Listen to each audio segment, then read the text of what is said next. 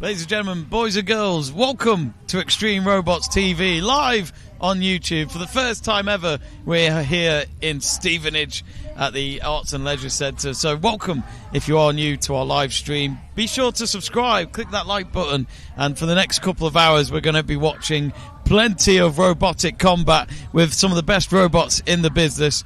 And of course, we look forward to hearing from you on the live chat page. So do reach out to us and let us know who you are supporting today. There are 4 teams to get behind: Team Inferno, Team Divinity, Team Wolfpack, and Team Quake. So of course, do reach out. We've got a couple of messages already. We've actually got Corelli 4 saying, "I am here in the arena." Well, Corelli, I hope you're not in there. You don't want to be in a mix of robots. You don't want to get killed in there. Believe me, we've always tried to get a human in there, but no one wants to volunteer.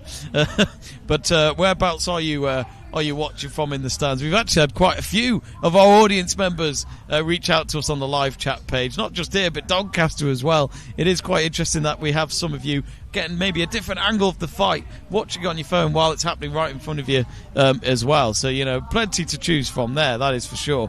Mr. Liam Land is in the house. Hello, Liam Land. How are you? Liam Land is actually rooting for Team Wolfpack. Now, Team Wolfpack haven't actually got a show win this year yet. And I asked John Finley, the captain, just before this show if they're going to do it, and he said no. So hopefully he's playing tactics and all that, you know, maybe.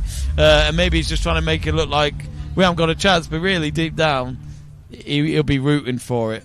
We've also got Liam Land saying, also watched the Saturday shows yesterday. Fantastic. Team Ironclads, hello. Team Ironclads, hello. Not here this weekend.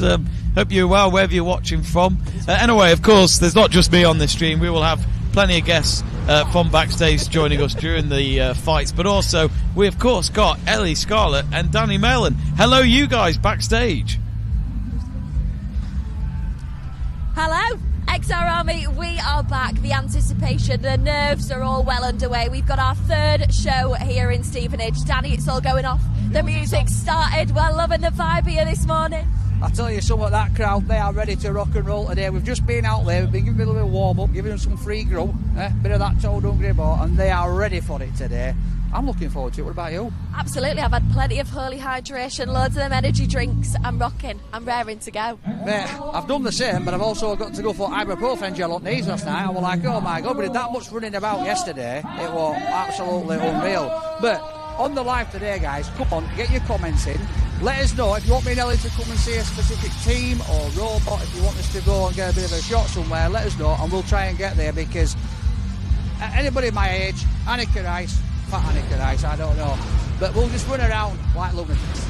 We absolutely do, but he's not just running around today. Oh no, cameraman Matt, take a look. He's running around in Crocs. The lucky Crocs are back. They're back. They're here. The best Crocs ever, these bad boys, right? John says yesterday he didn't win because he didn't have the Crocs on. So the Crocs are back today, and if he wins, there you go. I mean, we've got a massive fight coming up ahead with Robot Johnny. You know, he's going up against TR4, his own teammate for that heavyweight belt. Danny, what do you think? Is it going to be Alex, the Newcastle lad, or is it going to be Robot John? Do you know what? John's always winning at the minute, isn't he? And I know I've got my Crocs on, but Alex travelling down from Newcastle, do you know what? I'd like to see him win. I would like to see him win today. But you never know. You never know. It really is all to fight for here at Extreme Robots. And these lot are currently driving the house robots behind us. They're having a little bit of fun, getting the audience warmed up. And you can see Henry here is geared up in his Team Divinity kit, looking at cracking. He's concentrating now, but he has been the driver of the weekend. Henry, can we have a little word? How excited are you? I'm sorry, I'm trying to concentrate. Serious concentration there. We've really put him on the spot. So we're going to head over because we've got David. David, can we have a little chat? Is that all right? David is king of the androids. He's hiding his sandwich, but look, we're up for a snack. It is lunchtime, isn't it? It's lunchtime. We don't march an anti-sandwich with this show, unfortunately, so... We are always on job, eating on the job, the lot. Now, David Weston, you are an absolutely fantastic asset to the robot community, aren't you, with your hand weights? Talk to us more about that. Well, it's the starting position for an awful lot of roboteers. They start at the grassroots level with a little 150-gram hand weight and move your way up to the big heavyweights. A good example of that, actually, is Scott from Vectron. This is his first time with a heavyweight. He started life in the outweight class. He's gone straight from one extreme to the other. So, yeah. So that's XR Army. If you're watching from home, you want to know how to get involved, get in touch with someone like David. He's going to tell you all the knowledge on ant weights. This guy seriously knows his stuff, doesn't he, Danny? Well, he does, because he tried to teach me how to drive one of them once, and just going round in circles, wasn't it? I'm not that good. It takes a bit of practice to get used to them. They're a bit twitchy. You'll get there eventually. I mean, he's got a cracking van as Danny, aren't you, Danny? So if you're anything like driving a robot with that van, then you can't be that bad. I think I should get a robot modelled on my van. That could be arranged. Yeah, that can be arranged. There we go. Hot off the press news here backstage. Well, all I'm going to say is it took me 5 goes to pass my driving test, XR Army. So, David, can I have a little go in the arena later? What do you think? Of course you can. We can arrange that one for you. I bet it's going to take more than 5 goes. You'll be crashing this one, I'm telling you. Yeah. Let's get the shows out of the way first, and then I'll see if I can go and have a play. But, David, it's great to chat and catch up with you. You enjoy your toasty. Danny, I think we got some more robot fighting coming. Let's see, who have we got coming in the arena, XR Army? We got Hungry Boar lined up, we've got Ignition, and you can see our crew are working hard with all this massive metal. Check out the forks on the front of Poseidon. Now, I was chatting to Will earlier this morning. Will these forks last? Because it's been a year of Forkgate, hasn't it, Danny? It has. I mean, they're taking the forks off, they're putting the forks on. It's absolutely nuts. People are saying they shouldn't have them on. I was looking online yesterday on the live, and there were people talking about the forks. You guys yesterday on the live saying, should we keep the forks? I'm a fork man, and I'm like, look, I just eat burgers with my hands, but if you want to use a fork, you can. I love it. Any more food analogies this weekend, Danny? Well, there is. Now we're talking. Yeah, there is a sticker of mine, my face, that somebody asked for, so I've given it to them, and they've actually put it on top of the robot, and then they've said to me, I can't wait to see your face get smashed in. So we'll have a look at that later on, but it's definitely going to get smashed in, because I think all the roboteers have been had a look, and it's the first chance they're going to get to give me a slap. Oh my gosh, Danny, what robot is it? Who can we expect to see it on? So we'll go try and find it now. It's over here. Come on, let's have a look. Right, come on, follow us. They're all getting ready, but I don't know if I like that, Danny, seeing your face getting smashed up. XRM, it's not what we want to see, that, is it? We're keeping it friendly here. Keeping it friendly, although something he's not keeping friendly, right, is all these scare cams he's been doing. They were out on the live earlier yesterday, but I'm going to get revenge today. That's going to be my word of the day. We're getting revenge. Cameraman Matt, he's going to work with me. We're going to get revenge. Are we ready? Boom! It's over here. So on Ollie's. Well, here, gives this. Look, come and have a look. Got to be careful, cameraman. There it is. So he's here, look. Mr. Ollie. He's stuck sticker on. I thought he were going to stick it on his toolbox. He's stuck it on here, haven't you? Of course, I've got to put it on my robot so you can get hit. Yeah, you said you're going to get my face smashed in. Yeah, right where your face is. You're ready for it. It's going to come down, crashing on your face. You know what? You're going to get told off now, because Ellie says it's not fair. Why is it not fair? Ellie says she doesn't want my face to get smashed in, so she's going to tell you off. No. Ollie, I'm not happy about my lovely Danny's face getting smashed up like that. I'll be giving no more holy. I'll take it off, I promise. I'm sorry, please. I think let's rename it as a Lucky Charm. It's going to be the Lucky Charm of the day. What's your robot called? Viper. Well, I get that, sticking me on a Viper. I'm known as a bit of a Viper, in the food world. It's no good, that. Solid 3. But I reckon that's going to get you to win today. My dad's got the little stick, it's all about the Crocs, and I've got your face. So I think I'm the real winner, because I've got you. Yesterday, you ended up battling you beat him twice. You never know today. Lucky sticker, lucky face. Well, will it be the lucky sticker? Now, the robot fights are about to begin, so Jamie, we're going to hand it back down to you, because me and Danny are going to go film some more interviews that you're going to be seeing later on in the show. Yep. Jamie, get yourself ready. We are in for a treat. Back to you, Jamie. Nice one, thanks Ellie and Danny. We'll see them, of course, more throughout the stream And of course, as I say, there will be 10 fights hopefully in this show. So what happens is it's simply a team format if you're new to this. So, as I mentioned before, there's Team Inferno, there's Team Divinity, Quake and Wolfpack, which of course, Malky C 9418 is rooting for Wolfpack. Now, Wolfpack have not got a show win yet. Can they do it today? Here is Poseidon. Now, Poseidon will be representing Team Quake. So, Team Quake have got one show win so far this year.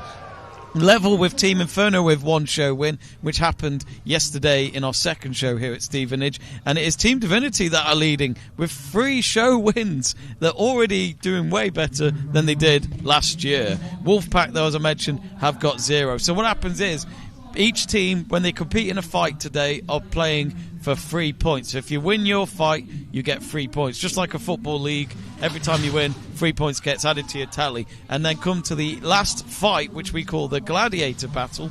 The team with the most points will come in last, which means their robot will obviously have a lot more energy, a lot more power available to them over their opponents. So it's all about getting those points early on to have the best chance of winning this show. And then, of course, that show win gets added to your season tally so far, which at the moment Wolfpack have got 0 points.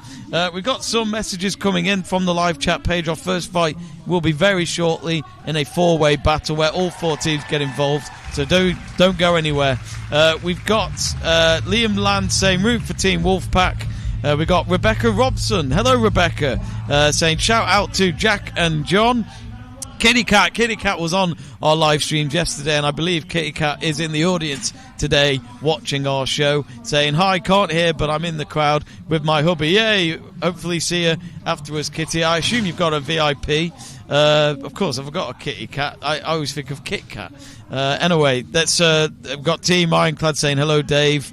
Robot Combat Nerd saying hello. And James Scooter saying hello from Team Griffalo. There is Ignition.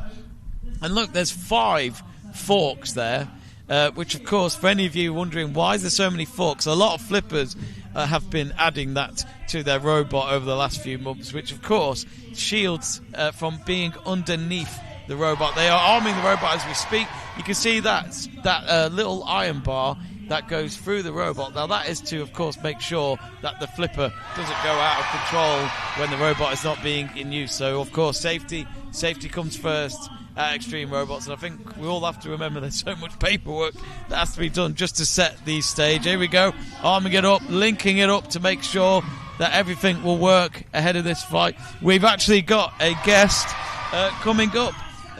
We've got a guest joining us in just a moment. Here's a captain for one of our teams, a team that is leading the show at the moment, and that is Team Divinity, and this is Craig. Craig, what a time for you.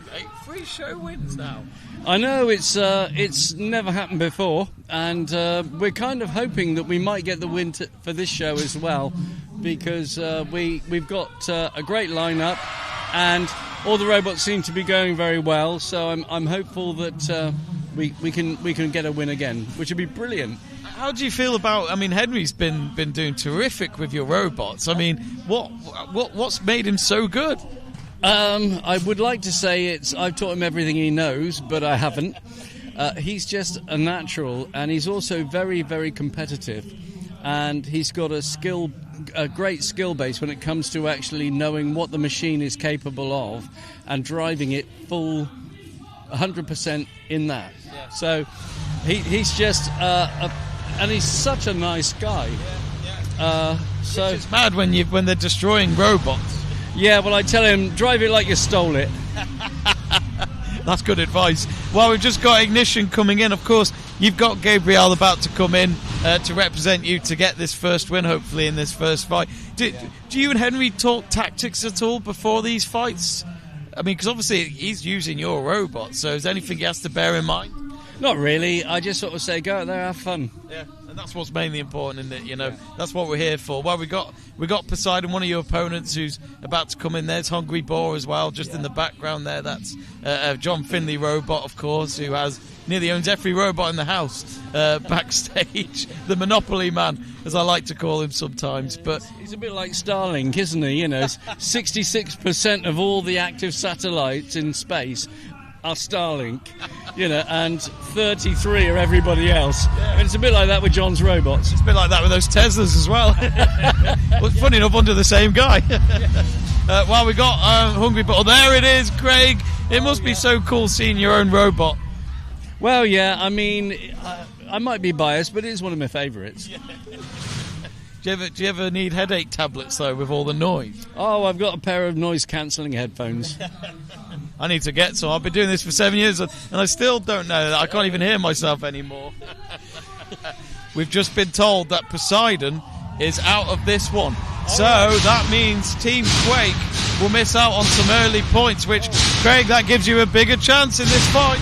Oh, it does, yeah. We'll have to just see how things go. I'm sorry that Poseidon isn't going.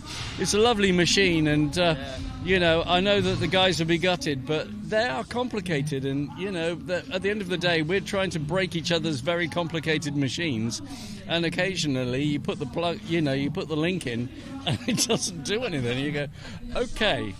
And it just shows how nerve-wracking it is for you guys. It can be quite stressful, especially if you've got something that's sort of glitching, and you think, should I put it in, shouldn't I put it in? And I put it in, Hope for the best. If any, I get broke. If you have any messages for Craig, do reach out on the live chat page. We got John Denny saying hello from Team 13. I was trying to get Limpet back. Of course, Robot Combat Nerd also says hello. But yes, do reach out to us on the live chat page. So here we go. The first fight is about to get underway. Oh, hang on. I think Poseidon is coming in. They put in Tectonic, it looks like. So a late substitution. I tell you what, Craig, impressive to make that late change so quickly. Yeah, I don't know how they managed that one, but I'll tell you, they're like Formula One these days, aren't they? It is a quick pit stop, absolutely. 2-second job, no problem. Yeah. Well, let us know, folks, who you're going for in this one. Inferno, Quake, Divinity, or Wolfpack. If you see any other team apart from Divinity, then Craig's going to come after you. Here we go, then. First fight of the day. Oh. And straight into it. Yeah. Hang on. Michael, we can't see. There we go. And Gabriel already into a corner there, Craig. Oh. Do you ever find that Gabriel has advantage when there's so many more robots? Oh, yeah, I mean, I used to actually, when I drove, I used to like it when there was the melee at the end, where you'd have 10 robots in the arena, because I couldn't miss. I remember the Rumble showed it all, didn't it, at the end of the season? Yeah. And it would always be Gabriel getting the win in that one. I'll tell you what, though, all of a sudden, Hungry Bull's been an interesting robot recently. It's become a lot more reliable. Yeah, I mean, I think pusher robots generally like Hungry Bull actually are very good. You just have to be a very good driver to actually make the win with them. They seem like a simple robot to build, but they're a hard robot to win with. Yeah. But they are so reliable. Just as we say, it went flying in the air, and this might happen to Tectonic. No, Flipperton wasn't active in time. And Alex Marler is normally the guy in the back who clicks that button. He loves it. He absolutely loves doing that. Oh, yeah. He's red hot, actually, with that button. I tell you, the number of times he's had a... Why you don't look at him at the corner of the eye and say, don't do it. Don't do it. No, we don't mind as long as our robot doesn't get trapped round the back, That's annoying.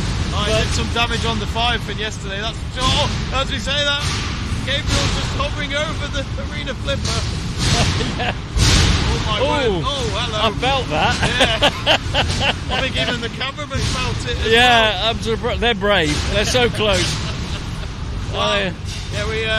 We do have ignition, of course. The forks look like they're getting longer and longer every time. Oh yeah. I mean, they're really going for the forks. I mean, like I say, the cutler is out, isn't it? Really. We need to get IKEA involved with the sponsorship. I'll tell you. I mean, we actually bought some long teaspoons. We won't use anything else now. They're just the best. Those are the ones I used to get mayonnaise out at the bottom of a jar. Yeah. Well, 30 seconds left. Yeah, it feels as though this is going to be a tight one, Craig.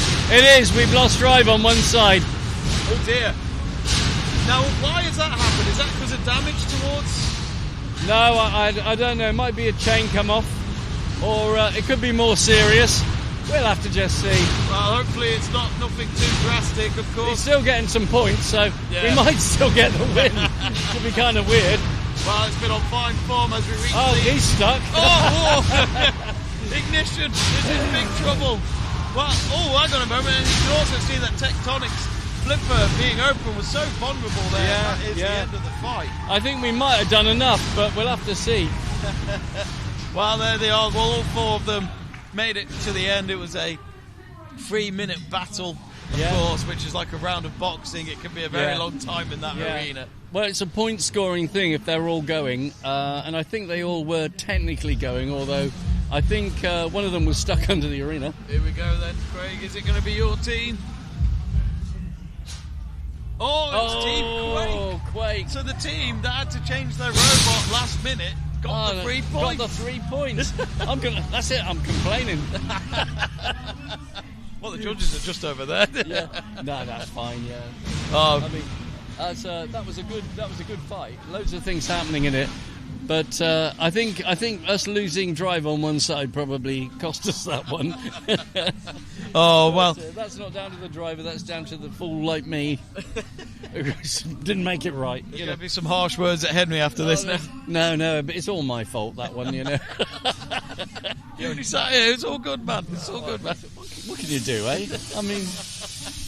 Well, Craig, it's been an absolute pleasure to have you on. Hopefully you can come on later on the stream as well. But, if I can, I will. Definitely. Fingers crossed for you, mate. Have a good one. Cheers, Craig. Well, there's the latest leaderboard now. As you can see, Team Quake leading. Of course, it's only early days. Remember, 3 points for a win in each fight for these teams. So Team Divinity, Inferno and Wolfpack still to get points on the leaderboard. We're just waiting to hear from Ellie, who will be interviewing our winners. Well, Will, what an unbelievable win there, getting those points on the leaderboard early with that last-minute substitute as well. Incredible. Yeah, so we put Poseidon in for that fight. As we armed up, one side of the drive wasn't working, so we could only go around in circles. So we had Tectonic standing by the arena ready to go. So a bit of a last-minute swap, but it paid off big time. Great fight there, working really well. So yeah, really chuffed to get that win early on in the show. Absolutely. Now let's talk about the robot that didn't quite make it there into the arena. Will this affect the rest of the show for you and Team Quake? Hopefully not. We've got it back in the pits. We're having a quick look now. Hopefully it's going to be in very soon in a tag team fight. So providing there's nothing too bad wrong with it. If not, I'll pull Tectonic out, change it over. We'll go back in with that one. And that team is what you call a live show. Fantastic result, though, for you, Will. It paid off in the end. Now, we've got our special little Team Quake chant, haven't we? Let's lead the audience in that celebration. Over to you, Will. OK, XO Army, it's over to you. Let's make the ground shake. Give it up for the fantastic Will from Team Quake. Back to you, Chris. No, it's Quake. Those fans out there, they're absolutely crazy. John Finley has joined me. I can't believe we've got you on the stream again, my friend. I've got a slot, so I promised you if I've got a slot, I'll come and fill it. Fantastic. How are you feeling, John? You know, we've had a great weekend here in Stevenage. It's just gone so quick. You seen how many? It's full. It's amazing. For a first go at this show, I mean, it's fantastic. So fair play to Stevenage. Right, so John, of course, next up, your team are not in this, but how did you feel Hungry Boar did in that opening fight? Do you know what? It's frustrating because when you drive in Hungry Boar, it's such a great robot to drive and you're pushing people around, but I need to have a word with the judges as how Hungry Boar can ever win because, like, you've got Tectonic and it flips it up but doesn't actually get it over. I think I got flipped over like 3 times. Yeah. The rest of the fight, I'm like aggressive, pushing. But especially against Tectonic. Yeah, as but well. I don't think I'm actually scoring any points. So there's been several fights this weekend where I'm like, I might have won that, but no. Yeah. I mean, it doesn't have a weapon, so maybe that's what it is.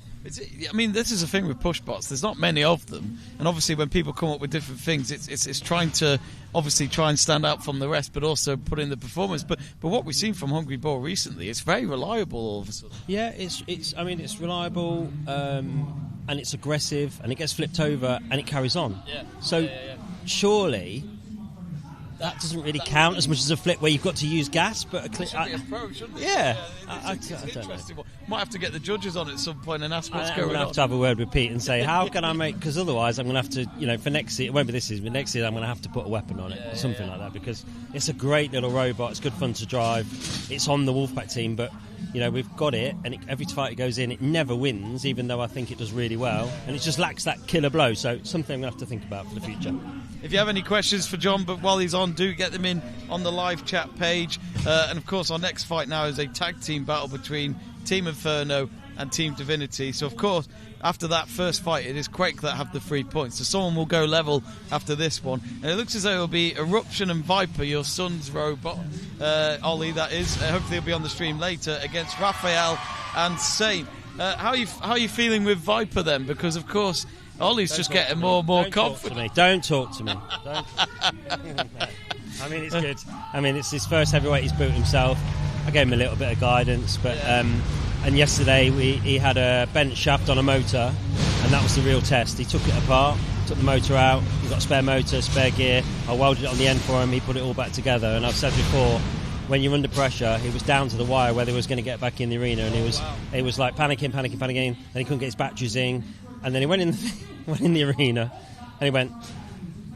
And then he just was like calm and and he was just fighting. And also, because he's young, I think it's because he's younger, he doesn't care. So he doesn't care the fact that his robot's just been in a million pieces. It's just going hell for leather. I'd be like, oh, is it all right? I'm going to be gentle in this fight. He doesn't care. He's just like straightforward. And there he is now, coming into the arena for Team Inferno.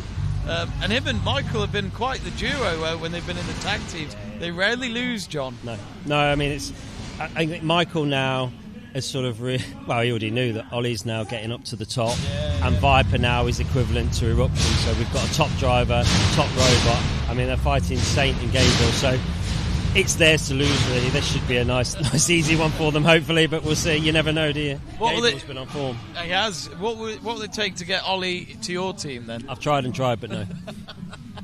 Just kick him out of your house. I don't think Michael will. I've threatened to change the locks. It still don't work. So I don't care. I'll go live with Michael. Just say to him the rent money's going to go up. Oh, he has to start paying rent. Well, here comes Raphael. Of course, a new addition with the flipper from Craig Collis's collection, which has been... It's been another reliable robot, just like Saint. It's funny because Craig was always like, I'm never doing a flipper. And then because Gabriel never won, he decided to do a flipper. Now all of a sudden Gabriel's winning everything. So it's as if he doesn't need those other robots. We were talking, me, Michael and Will were talking, because Gabriel's in the Gladiator fight. Well, that's us lost then, isn't it? There's no point. I might just put Hungry Boar in it. Well, here we go then. So 2-on-2, John. What's it like for you to watch this as a spectator? Because surely you're thinking, I'd have done that, I'd have done this. To be honest, yesterday when I was fighting with Ripper 8, I had Ollie next to me telling me what to do, which was actually really good, getting another perspective. But you can see they've split up, so they're going for each other one. Well, as you can see, they literally are one-on-one on each other at the moment. Raphael, you got to turn round, my friend. It's going the wrong way. Oh, well saved. Oh, wow, that was quite a lot of power from Eruption. Oh, that was good move by Raphael though. The moment Viper was a vulnerable robot. And as we can see, Saint, a much smaller version of Gabriel, has a lot of defeats to its name, but hey, it's a hell of a roll. There we go. We haven't had it in the fight yet. There we go. There we do now. That's one gone. Amazing. It's been barbecued. Now, whoever's driving Raphael, now they've got a problem. They've got two top-class flippers ganging up on it. Yeah, this is a horrible situation. I think Raphael, though, I mean, Craig's never done a flipper, so he's obviously getting through the Glemmings. I think the flipper's now freezing up or whatever's going on. But if he could just get his flipper to be a bit more reliable, more sustainable, then I think Raphael could actually be a really good robot. Well, as you can see, it's upside down at the moment. It's in a sandwich. Double teaming. Wow, this is where Michael and Oliver are incredibly dangerous. Yeah, here we go. Yeah, no, he got away. Not even at the halfway mark, and already Raphael could have joined Saint in the pit. The crowd want to see it though. Is it a matter of time? But I mean, it's doing well considering he's got two robots against him. It certainly is. I wonder if that's Henry behind Raphael, or maybe even Craig's daughter. We're not quite sure, but of course everyone has a go with these robots. I felt that on its nose on Viper. In the air it goes again. Some air miles done in this fight. And there they are on the back wall. And actually you could just see Michael and Ollie from there. They're getting great vision great angles from where they are getting it. Oh, Michael made a mistake there. He was on the flipper. He's all right. Raphael still going, taking the bruises. Is this the one? Oh! Nearly out of this corner. Come on, take the camera out. Let's have the camera. There we go. They've done it. It's still got one wheel in, but I don't think it's going to get out. Oh, Michael's... Are they having a go? Oh, hello. Are they having a go? Oh, dear. Oh, well, having a go. There's the countdown. But what a performance. See what's happening here? Michael is sizing up Viper in case they have to fight each other later on in Gloucester for the champs. He's just sizing them up. I know what Michael's doing. He's clever. It's almost a bit of revision, isn't it? Yeah, that's it, yeah. Right, I've got to go. Right, nice one, John. Yeah, Thank you very much. Of course, John's our busiest roboteer backstage, so great to have him on for this one fight. But yeah, what a performance yet again from, I like to call them, the young boy band of Oliver and Michael. Of course, we try and get Michael on, but it's difficult. He's got a lot of robots to deal with. Let's get the confirmation then, even though we know.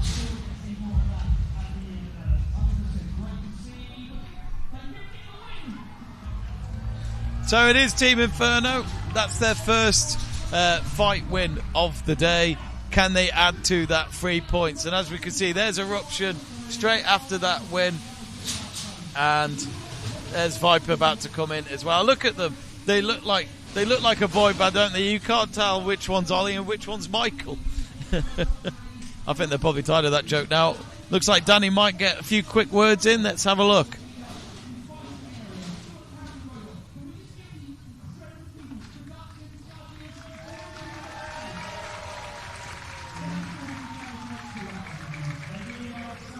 Let's go straight to Danny.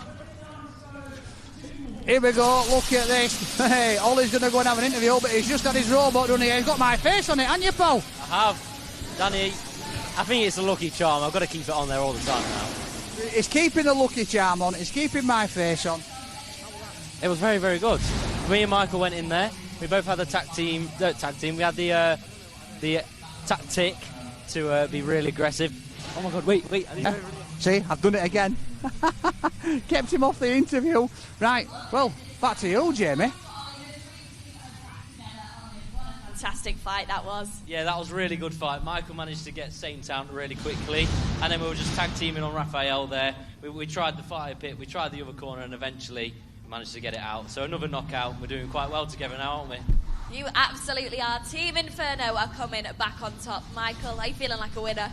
I think so. I think this is a formidable tag team now. I feel like Eruption Viper is like having Eruption and Eruption version 2 in the arena together. So I think that's pretty formidable to anybody to go up against at this point. Formidable. I like it. Let's bring the fire, put your hands together and give it up for your winners, Team Inferno. Well done to Team Inferno, their first win of the show. And of course, it's fair to say that they've had a good time, them two together in the tag team, and they certainly help each other to go for the Team Inferno. We do have a guest joining us in just a moment, folks, for our next fight. Our next one is a tag team battle of Quake versus Wolfpack, and that is Troublemaker Tectonic versus TR4 and Ripper 6. Let's get the big man in. We've got Troublemaker there getting ready to go here at the loading bay. And we have Danny Malin joining us. It's mad. He was backstage for a moment, then he's here, then he was at the front. He's everywhere. How are you? Mate, I'm a man of many talents. I've got legs of steel. Not really. A lot of ibuprofen gel at the minute. But, so did you see my face on the robot? I did, and it wasn't damaged. You're still on it? A little bit. They've took a chin off, which I'm all right about. If they take a chin off, I'm all right with that. It's not like a voodoo doll, though. Like, every time you get it hit, you go, oh, that hurt. That's exactly what I was saying backstage, and every time it got smashed, I was like, oh, I'm still all right. Still all right. Oh, brilliant. But how have you found the weekend, though? Stevenage, a new venue for us. Crowd have been brilliant. And I'll tell you what, I can't wait to come back here again. Yeah, I've got to be honest, mate. The audience today are absolutely class. Straight away, me and Ellie were out there warming them up. They're loving it. We're giving them out some free snacks, give them some sticklers. It was absolutely class. We've got a Hungry Boar, of course. We've got a couple of favours here. My favourite is the pork one, along with chicken. I do like the chicken one as well. How many have you had? Lots. I've actually not ate anything else this weekend. You had 6 bags of these at the beginning. I tell you something. been on that. He's been drinking milkshakes. Actually, for anyone who goes to Tesco and has a club card, it is, of course, £2.50 for a pack of 5 of them right now. So be sure. 50p a pack. 50p a pack. You can't go wrong. That sorts out your lunch all week, doesn't it? If you go to work, that's for sure. But yes, no, do check that out. That's at Tesco as well. And of course, we've got our holy flavours as well. We've got plenty. There's so many I still need to try out anyway. But let's go straight to Ellie, who's backstage.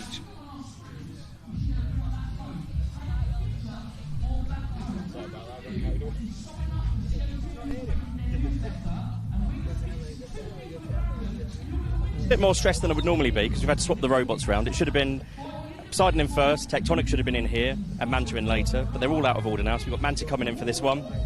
We'll see how it goes. It worked well for us last time. Nice, keeping us all on our toes here, Will. But John, all I'm seeing here is fork on fork action coming up. Things getting exciting. Yeah, it's going to be fork gate again, but so TR4, they put their forks on, they're testing it, ready for the belt fight. That's what they're doing. I know what they're up to, I'm not silly. Oh, the tactics are out in full force today in Stevenage. Now let's look ahead quickly for that belt fight. It's going to be a big one, isn't it? It's going to. Nerves are going to be the thing. It's going to be nervous.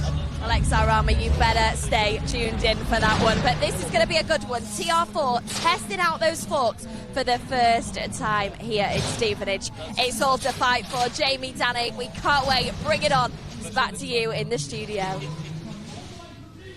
Oh, right, we're straight back. Hello there. Well, we were actually just talking about the sticker. So how did you get Ollie to agree with you to get it on Viper?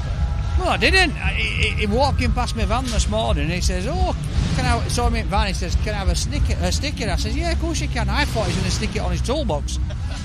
I goes round back, he stuck it on Viper. Right in the centre as well. And he said to me, he says, yeah, I've put it there so I can see you get your face smashed in. Amazing. Well, of course, we've got some robots already into the arena. This does not involve Team Divinity, which normally when they fight in front of Danny here on the stream, they win. But hey, free show wins so far this season. Well, that last fight was like a bit of a double edge because I got my face on that robot. I went to Divinity and I said, you know, my face is on that. You're not changing teams now, are you, mate? No, but so they went easy on it. Makes perfect sense with all the support you've given them. Of course, just a reminder then, it'll be Troublemaker and Tectonic representing Quake. TR4 alongside Ripper 6, which TR4 has been on good form this season so far. All the way from Newcastle they are. As we can see in the arena, there they are now, lining up with what looks to be Ripper 6 just coming in. There's TR4 to your right in black and white colour strips of Newcastle United. That's where the colours are from and inspired by their local football club. Of course, who's your local team? It's Barnsley, isn't it? Barnsley, mate, yeah. Don't think I'm playing games. I'm trying to get online to see what people are saying. Actually, if you have any messages for Danny, do reach out on the live chat page. We've got the Roboteers there ready to go. And of course, you are backstage a lot there, Danny, so I bet you pick up some of the words that they say to each other. I can't repeat them live on air, mate. I'll get cancelled. But you know what?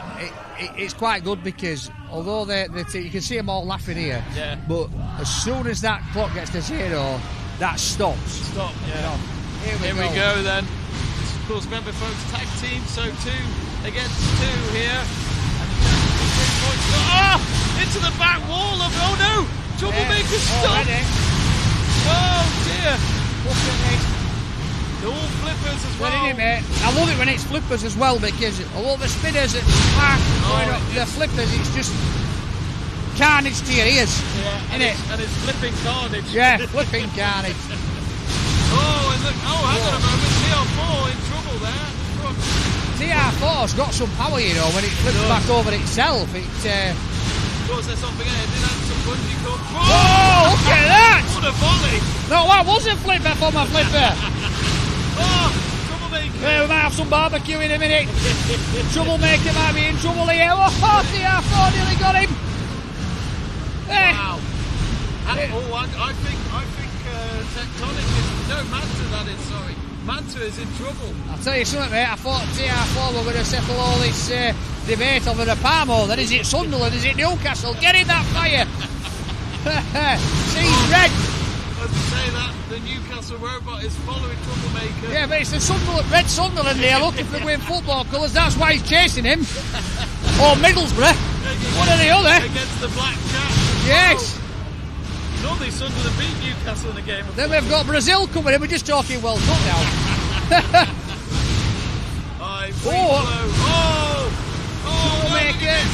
Lovely setup towards Ripper as well. It really was like watching Brazilian. That's it. We're on us back here. We're done. One's out of the fight. Well, I think Troublemaker's doing well despite being in a 2-in-1 situation. Yeah. He's had it. Barbecue, mate. Barbecue. Oh, get in, go on.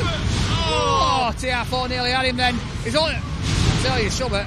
I'd like that fork for my plate. You're definitely getting fed with that, bad boy. Oh, absolutely. Well, hang on a moment. What's going on here?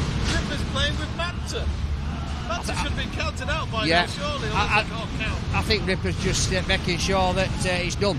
And more damage. Yeah. Oh, Troublemaker. Oh, he's in trouble. Stay up, aren't they? He's in trouble. Is it going to be a clear knockout win again? They've got under 30 seconds to try and get him in that pit. It's almost like magic. Manta just disappeared somewhere. Drop down under the arena. Secret door. Somehow, somewhere, Troublemaker's still in this with just over 10 seconds remaining. There's Matty. There he's gone. Troublemaker's had his Weetabix today. This could be it. This could be it. This could be it. He's in trouble. Oh, other side. That'd be some way to finish. Mate, what is going on there? What a fight. I tell you what, that is exactly what Wolfpack need as well, Danny. They've got no points yet in this show, so it looks as though they're going to get their first 3 points. Well, let's hope so, mate. But do you know what? I like it when it's like it gets to this stage of the show and it's sort of evened out. Yeah. Because then once you get to the second half, it's very tight. Absolutely. There we go. Oh, I wonder who it's going to be. Who's it going to be? Wolf! Oh my word! Who'd have thought? And there we go on the leaderboard there. 3-3. So now we need divinity to him. I know, and they need your support, I think, back there. Are they on next fight? They're on the next fight. No, they're not. The next one is between Inferno and Wolfpack. So they could end up being a bit behind now, Danny. Yeah. Well, there they are. There are our previous robots. There's TR4. Good job by them. TR4 did well in that, you know what I mean? Well. It's like a surprise package, TR4. It has some good fights now and again. It's a good team player. There's Clive just disarming it and everything, making sure that they can get it back to them in position backstage. And, of course, I'm sure we'll get Ellie shortly to get a quick word with Alex Brown, hopefully, and Jono. But anyway, do get in touch with us, folks, on the live chat page and click that subscribe button. Get some questions in. Absolutely. I'm going to get online now and have a look. So my YouTube limits just come up. There we go. Kitty Cat has been reaching out from the audience. She's in the audience. Yeah. I've already seen her. Have you seen already? Yep. Hope you're well, Kitty. Hope you're enjoying it. We've got Team Ironclad saying hi, John. And Jerry saying Viper once again working lovely. Love that thing more and more. Yeah, everyone's loving Ollie's new robot this season. He's done a tremendous job so far for Team Inferno, and him and Michael have been tremendous together as tag team partners as they carry on that form from last season. But of course, let's go straight to Ellie. XR Army, we are loving the energy, and these two are loving that win. John, what a cracking fight you had there, both of you. Yeah, Alex is a great driver. TR4 is a great robot. He's got his confidence up now, so looking forward to our belt fight late in the second half. But yeah, that was a good fight, good tactics, and we did well. Yeah, you most certainly did. But we were talking earlier on our live stream about those new forks that you've added to TR4, Alex. That's new. Talk to me about Forkgate. Yeah, we tried it out at the end of last year. We went out to the Middle East. We thought we'd try it ready for the fight with Jono later on. Not sure yet. I kept getting beached on the floor. So we might do a swap back. We don't know yet. Well, John, it is all about that fight that we've got coming up later, isn't it? That heavyweight belt fight. How are you feeling going up against this beast with TR4? Well, I think you should keep the forks on. If he's not driving very well, let's keep the forks on. You should go for that. But I'm really looking forward to it because we don't get to fight each other throughout the year very often. And it wasn't until Gloucester we fought last year. So this will be a good little test to see about the robots. Either way, it's going to be a great fight. Alex is a great contestant, great roboteer. I've known him since he's really, really small. Youngest UK champion. So twice. Twice. Big one there, Alex. Featherweight and heavyweight, both weight classes. He's getting it in, John. He's going to win, isn't he? Well, best of luck. But for now, we're celebrating that tag team win. So give me that howl. Give it up for Team Wolfpack. Brilliant. Welcome back. Thanks, Ellie. If there was any hiccups at all for our viewers, sorry about that. Might have been a technical issue, but hey, we're back here. You've got us again. He's blaming me. He said, "Oh, you're here. Technical issue." Well, whatever happened to aerials, eh? I know, mate. I know. I'm going to get backstage. I'm going to see what's going on back there. I'll be back. I'll come back and join you towards the end, and we'll see how we're going on. But thanks for having me. Yeah, we've got, of course, Danny versus Robots coming up later on YouTube, so Yes. look forward to that. Well, that's what I'm off to film now, so I'm going to go backstage, get some of the little cheeky nuggets that people don't see. All right, back with you soon. See you, mate. Brilliant. Thanks, Danny. Always great company. We'll try and squeeze out of here now. Oh, fantastic. So that's Danny Malin, of course. If you haven't checked it out yet, go on our YouTube channel after this stream and check out the latest Danny versus Robots. It's brilliant backstage access, and of course, a lot of emotions are high during and after these fights as well. It's something we've never really covered before until Danny joined the team, and it's been brilliant to watch. Of course, next up, as we can see, there is Implosion and Axel in the distance as well. So we've got two Axe robots coming up here, and it is only one-on-one, so it'll be Implosion representing Team Inferno, and then Axel with Team Wolfpack. So of course 3 points on offer yet again here, before we then later will have a one-on-one between Quake and Divinity to wrap up the first half of the show. Tom Porter has said good afternoon. Hello, Tom. Hope you're well. You do have a Man United badge as your profile picture. You, sir, clearly have good taste, my friend, when it comes to football. Of course, the World Cup's on this week. Let's get, funny enough, a guy who's wearing one of the team colours at this World Cup. It is Shane, representing the Orange Army. Or, who is your team at the moment? Because it changes since you're part of Fight Club. Yeah, I'm not part of any team today. I'm just in the Spinners fight, so I just see you groping around backstage, just trying to annoy people. Yeah, I mean, just jab Michael in the back of the leg, polish Will's head, just annoy everyone as much as I can. I mean, I'm hard to miss, so. Well, as we can see now, we got Implosion taking on Axel. We don't get many of these axe battles sometimes, Shane, so a bit different. Yeah, it's going to be an axe off. There's no big flips, so it's just going to be a 3-minute absolute slugfest. Well, let's find out what happens. Of course, this is 3 points on offer for either Team Inferno or Team Wolfpack. If you have any questions for Shane, do bring them up on the live chat page. So here we go then. Who's going to win this one? Michael versus Jono. And already Implosion have first blood to Axel. Yeah, as you can just see to the right of the screen, Michael and John there. John in green, Michael in red, representing their teams as captains. Of course, there's been wings added to Axel this weekend. I'm not quite sure what that's done for him though. Yeah, they were meant to help himself right, but it's fine when it's like in a testing facility, like no other robots in there, but when you're getting pushed around, it didn't seem to work. So it does land where he wants it to, but when you're being pushed, it sort of doesn't help. So back to the drawing board. As you can see pieces already on the floor. Look at the damage that it's causing for these robots. Some big hits from both robots. It's weird seeing them both have forks on when they're not even flippers. Yeah. Oh. I think Axel's winning so far. He's got quite a lot more hits than Michael has. I can't even imagine to begin to feel what it's like an axe hitting you, like a punch to the arm, maybe. Or even the link's worse. out. The link's out. Oh, that's Axel. And does that mean the weapon is completely the whole robot's dead. Oh dear. So the whole robot's completely dead.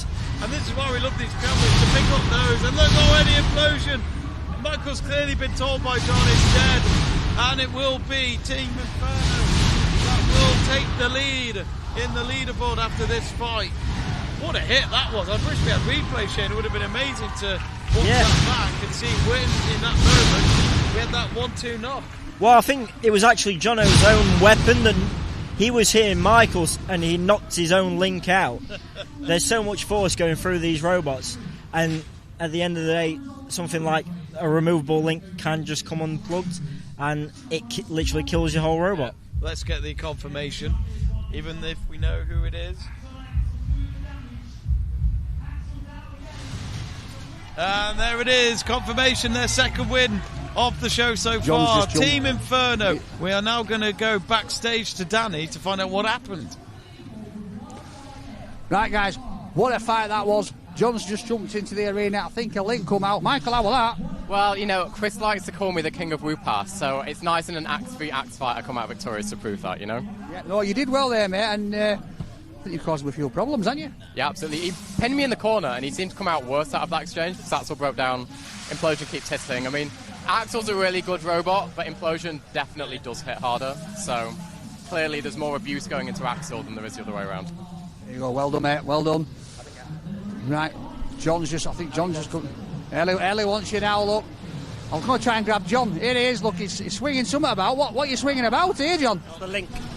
That's the link? It's the link that was down the side of the robot. So is that like the heart of the robot? Is this the thing that gets it going? All that little plug does is plugs batteries in. I was winning that fight, but the link came out. It came out yesterday as well. I need to do something about it.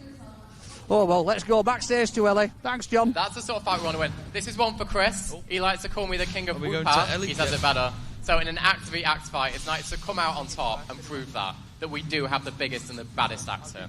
Oh, the biggest and the baddest. Now I can hear the support is out for you in full force today. What does it mean to you when you can hear the fans cheering you on and shouting for Inferno?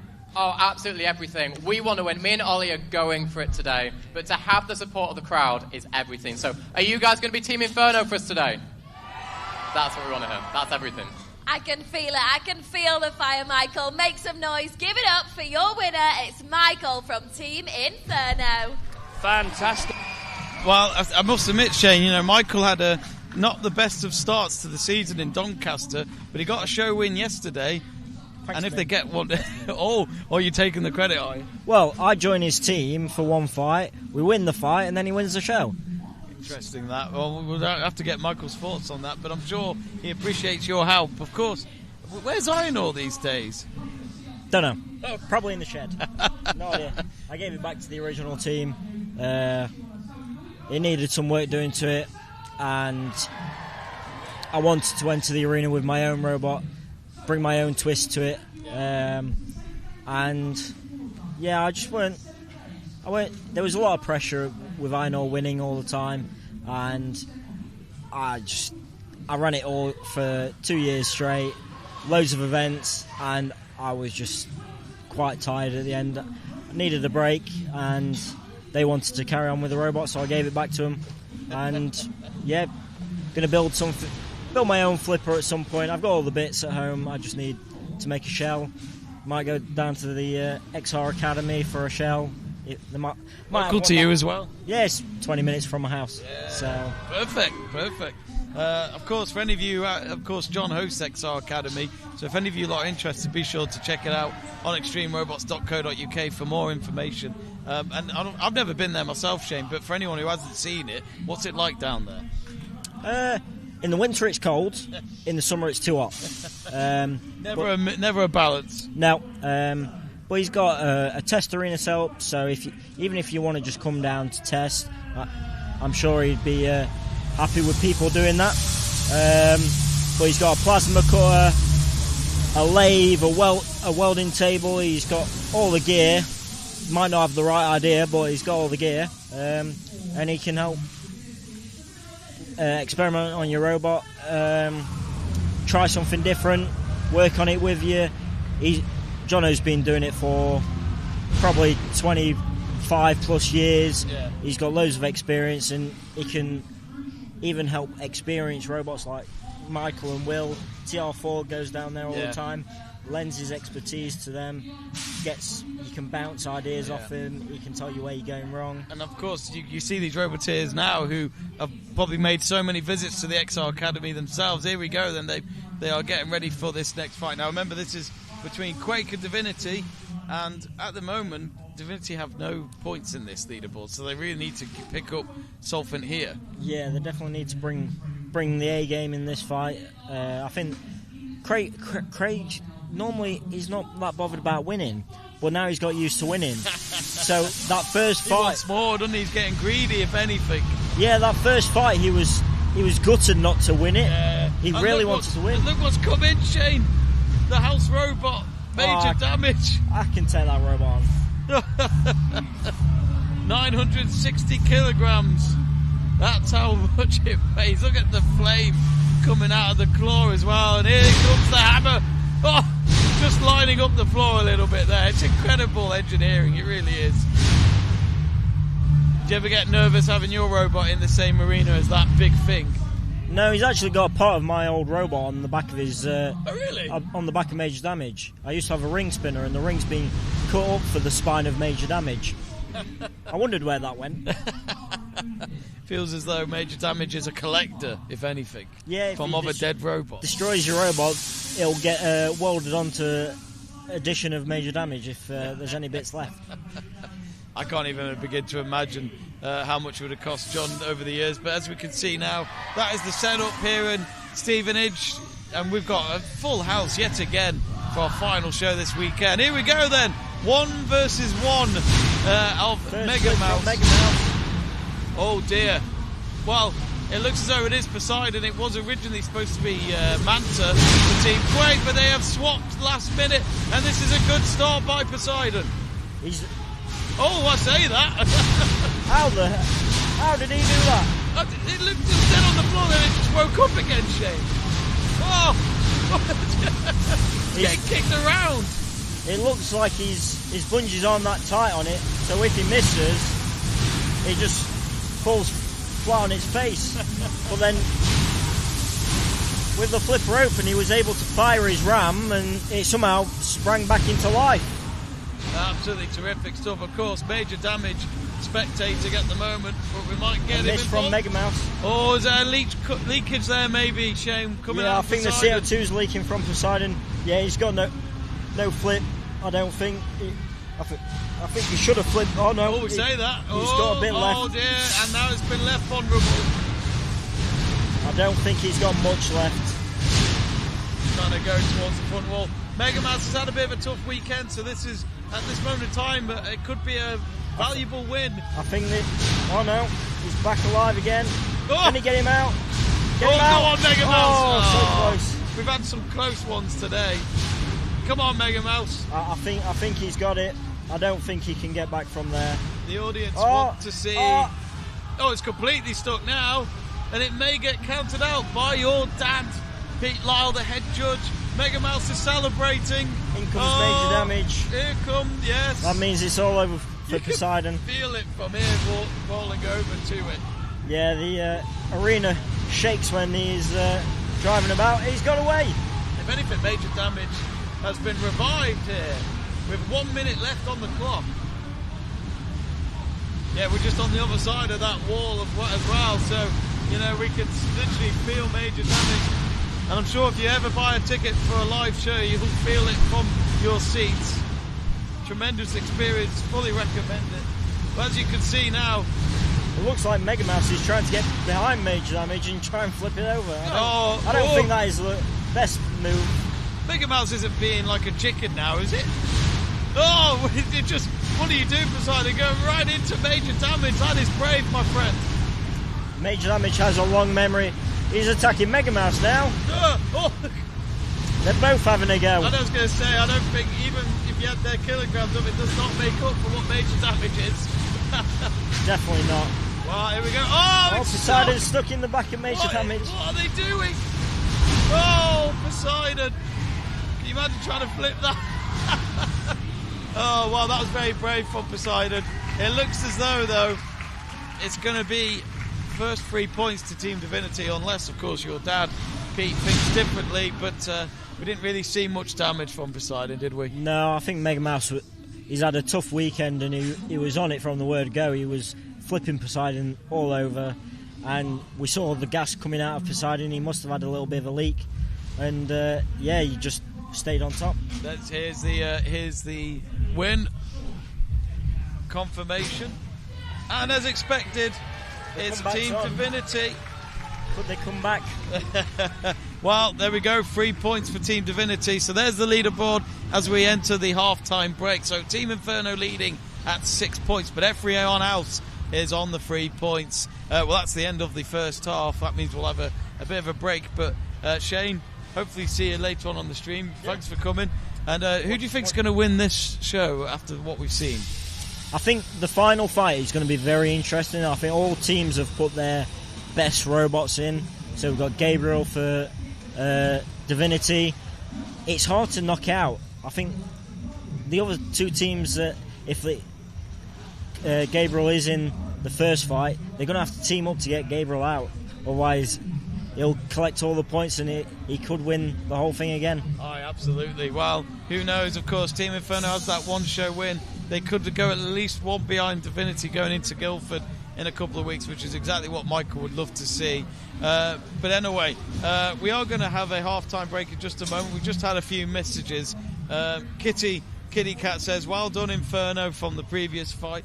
And of course, if you haven't yet, folks, do subscribe to the channel. Jerry says, what in the world was that?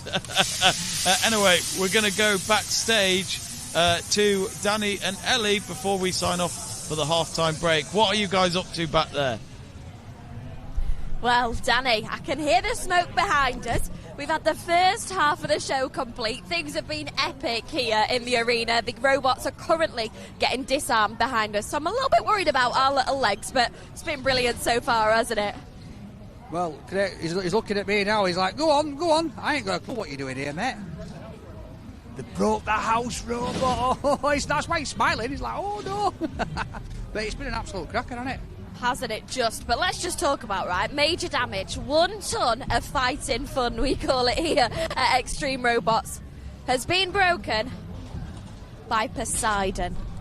All I'm going to say is those forks are lethal. No wonder it's been the year of Forkgate. Will, quickly, before we sign off, how did you manage to break 1 ton of fighting fun with major damage? So Poseidon's got these long forks on the front, and I managed to jam one into the side, and it looks like he smashed one of the bearings on the tracks. So at the moment, until they can fix it, they're not going to be able to drive it out. So it could be there for a little while. I mean, all I'm going to say, it's a very good job the interval has fallen now, Danny, because they might send me and you into that arena. Well, it'd still be David and Goliath then, wouldn't it? Look at the size of me with you. But I'm telling you something, that just shows you size don't matter, does it? Yep, this is absolutely all live happening here, Will. What do you actually think they're going to do? How will they actually get it out? Will it be engineering right there, right then in the arena? I think knowing how good these guys are, they've kept major damage running for the best part of 15 years at least, so they'll know how to keep it running, they'll know what to do. But it's not going to be easy in the sort of 20 minutes we've got, so it might be a bit touch and go. Yeah, I mean, if anybody can do it, John Findlay, the robot legend, will be in there tweaking, sorting it all out. We're going to take a little look now back in the workshop and see what John gets up to when he's working hard with those robots. XR Army, so my name we'll is see John you soon. Findlay, captain of the Wolfpack, and I have a fleet of robots, including Hungry Boar, Axel, Ripper 8, and many, many more.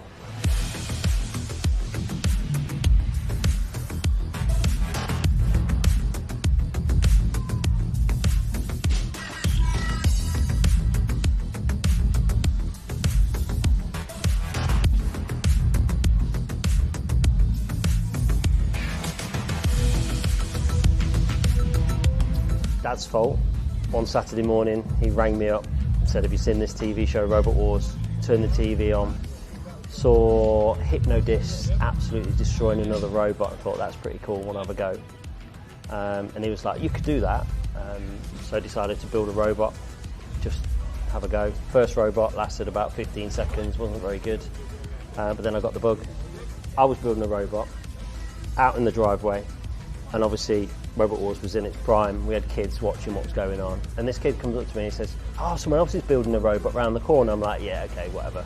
And it turns out that someone else was building a robot for series, that would have been series 4, round the corner. So I went round with this kid, not expecting to see anyone, and there below was someone building a robot, Paul Gibbs with Eco Warrior. So we both went off to filming, didn't get on the show, and then when we came back, we went round the car park and we had a big battle and destroyed each other's robots, which was, yeah, it was good fun. and then we entered a Robot Together T-Bone into Series 5.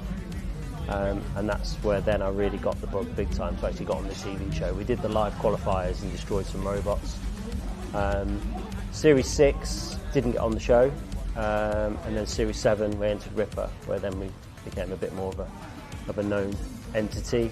So we got through to the heat final. We flipped the house robots over, so flipped Shunt over, flipped Refbot over, and then eventually got put in the pit. We did the featherweights, got through to the grand final, and we also did the Annihilator. We got through to the grand final as well. And then unfortunately Robot Wars finished, and that was that.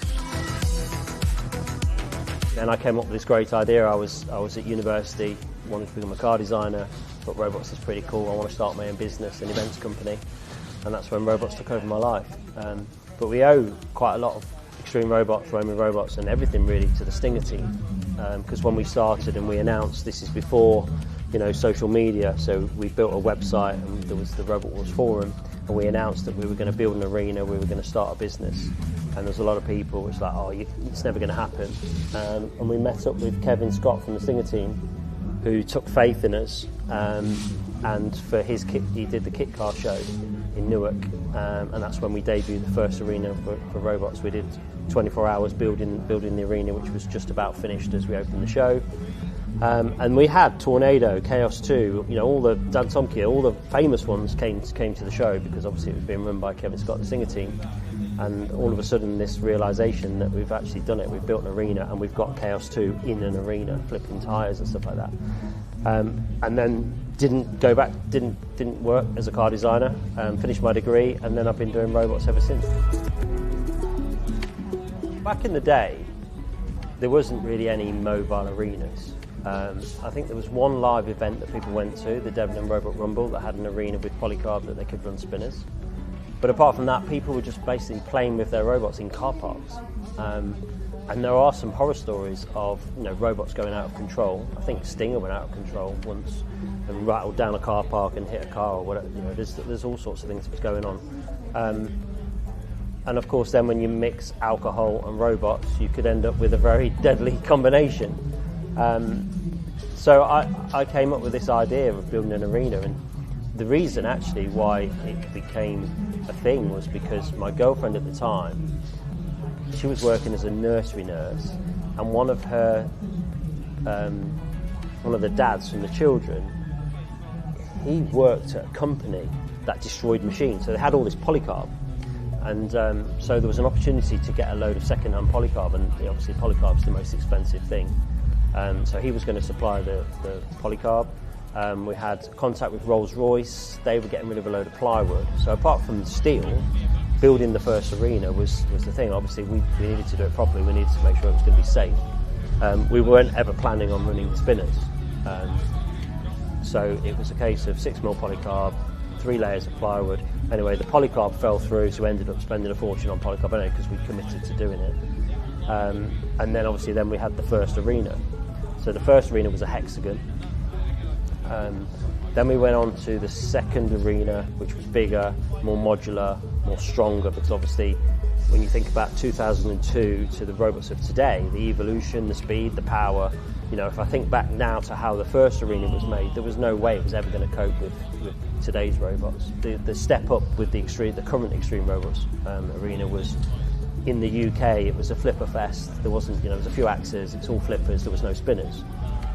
So I came up with this crazy idea that I think that we could build a mobile arena. Bearing in mind, when we do our events, we only have 10 hours to set it up, so it's not like a TV studio where you've got a week to build it. You've got to build it and it's got to be taken down within a certain amount of time.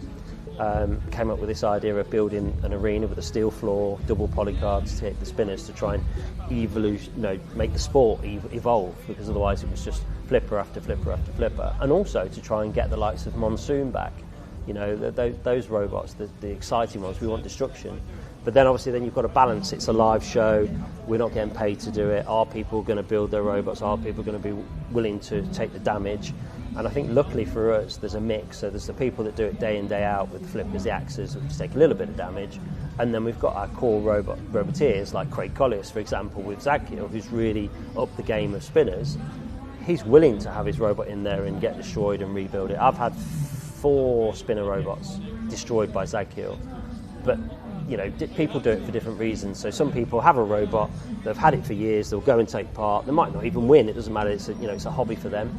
And then you've got competitive people like myself who want to compete, want to spend the time in between the shows, making the robots better. And that's what I enjoy. In some respects, I actually enjoy building the robots than I do actually taking part. I enjoy the challenge.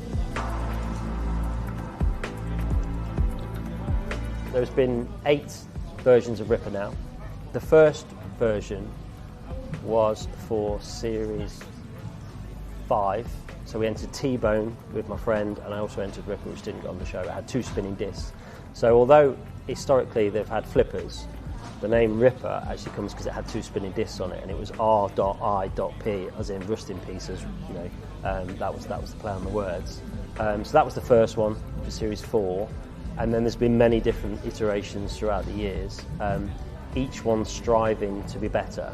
And obviously you've had dominant robots in the past throughout the evolution, so it was the Iron Ores were the team to build. We always joked that they never ran out of CO2. They had some kind of secret CO2 generator in there when they were winning championships. They're 2 times UK champion. So it was always striving to improve reliability, but I would say in the early versions of Ripper were always done on a shoestring budget. So I was always using second-hand parts, cobbling things together, and making the best of it. Always just tweaking it. And then we got to the one that won, I think it was called Ripper Evo, I think it was. Keep changing the names. That won the UK champs in 2011. That was a really good robot, but again, it was getting to the end of its life. Parts were wearing out, and so I decided to build another one. Just wanted to get the shape wasn't quite right. So obviously it's great when you're on full power and you can flip the robots, you can self-right. But what happens is as the gas decreases and then you're relying on the shape of the robot to turn yourself back over, the shape wasn't quite right. And then we did Ripper 6, which its debut went to China, and the link fell out, which was really embarrassing. But to get it to China, I had to chop bits out of it, which then weakened the chassis. And that went on to fight spinners and got bent and twisted. And then we've got Ripper 8, which I think is definitely the best one that I've built. So subtle design changes. So the shape's now a lot more efficient. So the back end, so when it rolls over, it doesn't need a lot of gas to self-right. The beauty is that I don't really need to worry about running out of gas. So I can flip, and not worry about it. It hasn't once run out of gas yet, which is good. And then we've got the new evolution, which are the forks on the front, which I think is going to be the new trend setter. That's going to be an interesting evolution, and there's lots of things you can do with the front end. With a flipper, it's the ground game. So Eruption is the robot nobody can get underneath the front. When I was winning, 2011, I had the best front end. I had flappy paddles, could get underneath everyone. Then obviously Eruption came along, and there's been various different robots, Manta, for example, where you struggle to get underneath. So it's all about the front end game with the flippers. But this one's just got all the different tweaks that I needed to do. And it's still underweight, so I've still got lots more weight if I want to, iterations. So yeah, really excited.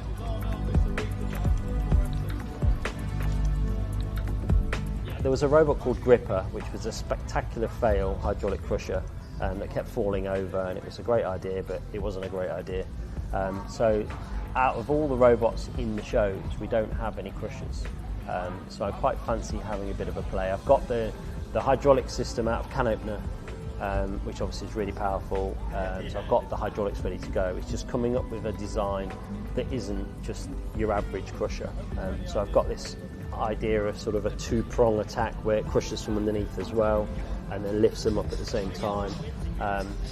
So yeah, I might have a bit of a play, but what will be good is that instead of building 5 heavyweights, it'd be quite nice to take my time and actually build 1 heavyweight over the winter and just add it to Team Wolfpack and have a bit of fun with it. So, yeah, maybe 1 more. Who wouldn't love to put a hydraulic claw all the way through Eruption and just crush all the insides? Is that not what we do? I'd love to see Michael's face. I don't think you'll get him on camera if that happened. I mean, the chances of it ever happening are minimal. But it's a bit like fighting the axe. And when we did the axe off at Newcastle, and then I think it was myself that created damage on other robots. It's like, that's pretty cool, actually. I've only ever been on the receiving end of damage. You know, Michael with Implosion, he's smashed magnets in motors. Craig with Zagcure has written off 4 robots that I've had, and I was like, oh, here we go again, kind of thing. But it's not bumper cars; it's combat robotics, and I think that, you know, the thing is with a crusher is that you can control what you do, so you don't have to go in and crush, you know, the whole robot if you manage to do that. It obviously depends whose robot you're crushing as to how long you leave the button, I suppose. But I think you can do it in a way that will create a bit of damage, because all you're doing is looking for points for the judges to win the fight. You don't have to go in there and destroy robots. And there's nothing to say that what I build would be able to destroy robots, but I love fun trying, and I love a challenge.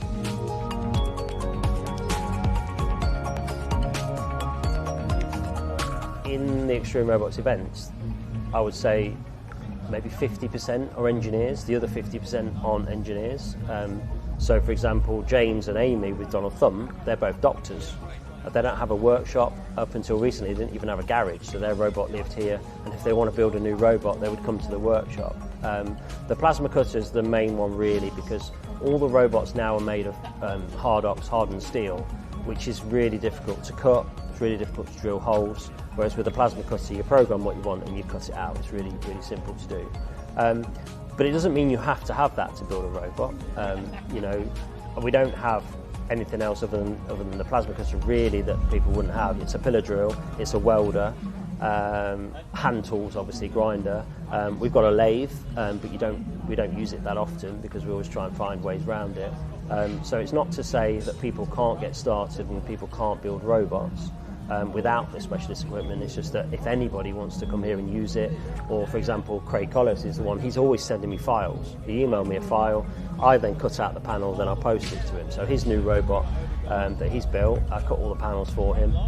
We had a bit of a miscommunication of how many parts he wanted, where he wanted 4 triangles and I cut him 40. So he's got lots of triangles in stock. So he's the one who generally I'll get after every event. Like, for example, we did Newcastle. He needed to put his robot on a diet. Lo and behold, on the Monday afternoon, I get a message. Toby's did a little sketch. Toby's decided we need this, and he went 4. Only 4 triangles he wanted. And then I post them off to him, and then he puts them on.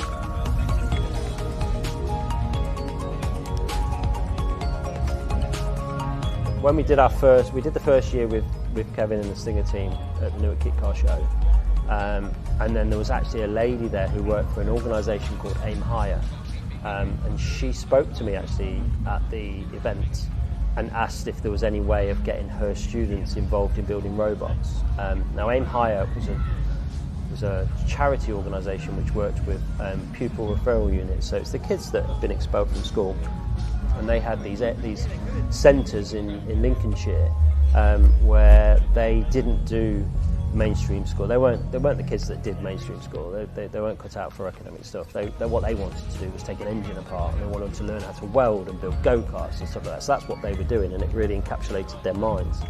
And so I put a project together, and we did it over a school year, where we did it as a project where they had a budget. They had to decide on what size wheels they wanted to build this robot, and I did regular visits throughout the year, and then we did a competition with the finalists at RAF Waddington at one of the air shows, and they had their final competition, which was really great.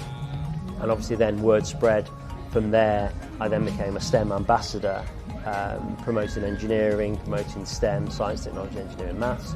And when you think about, you know, kids in school today, and you say, oh, we're going to have a visit from Extreme Robots today, and they're like, what are we going to do? I'm like, well, you're going to build a robot within half an hour, you're going to be driving it, you're going to learn how it works, and then we're going to try and smash it to bits. Who wouldn't want to do that in school?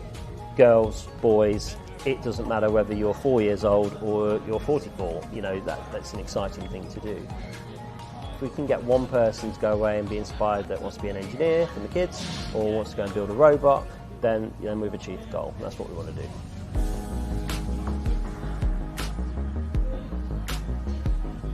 I think people know that we've got, I would say, a bit of a museum of robots here. You've got one down in your studio at the moment. I think, you know, as people move on, so take the Stinger team, for example. So we've had Stinger now for probably 10 years. It's a classic robot, everybody knows it. It was just sat in their shed. And so I got contacted by Kevin, you know, we're quite good friends, and he was like, oh, would you like to have Stinger, put it on display? So I took it, put it on display, and then one day I thought, oh, I wonder how it works, because it's a really clever work robot. And then I got it working, so that's now, you know, I use it. But I think there probably is still an abundance of robots sitting in people's sheds just rusting around. I think I saw online the other day there was another robot that's been sat there, and we got that destructor bubble robot, thanks to you guys, picked it up and found out a load of stories from the owner, and now we have that as well on display. And I think it's just a way that, you know, people have created the robots. It's a bit of TV history, so they don't want to scrap them, they don't want to get rid of them, but they might not necessarily have the space to keep them. So we're very happy to have them, put them on display for the experiences that we run here. That, you know, it's something to look at. It's a bit of TV history, and people can look at it and go, "Oh yeah, I've seen that from the show. It's interesting." Old favourite fight is at the O2 UK Champs, fighting Einor 5 in the semi-final. I think it was semi-final. And obviously Einor was my nemesis. I always lost. I came second so many times to Einor. But to actually beat them at the O2 in the UK Champs in the semi-final was a real proud moment. And obviously then I went on to the final and actually became the champion.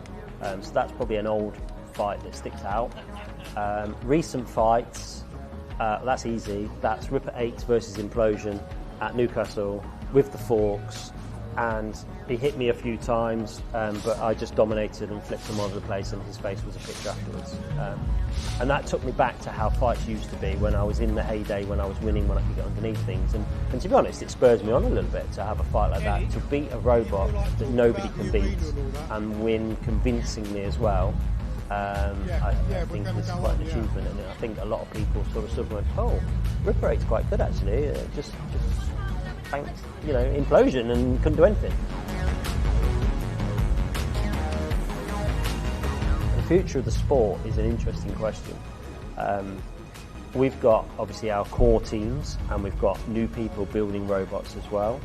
I think the spinners is an interesting one, that, you know, we've got a lot of robots that are just sat in sheds at the moment.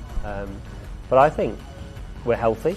The shows are doing well, the audience sales are good, and obviously we can't do it without the audience, so the support from the audience is massive. And obviously then we're promoting Extreme Robots TV, and that's our baby that we need to be promoting to get it out there, get the platform going, because I think that's where the future is.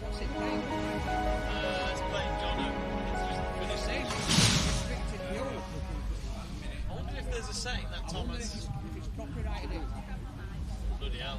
I wonder if it's the music, maybe. Yeah. Michael, could you just say video stop? 2 minutes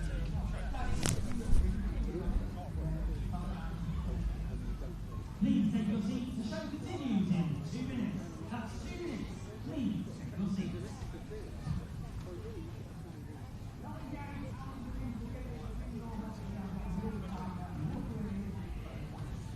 Hello, Jamie. Michael.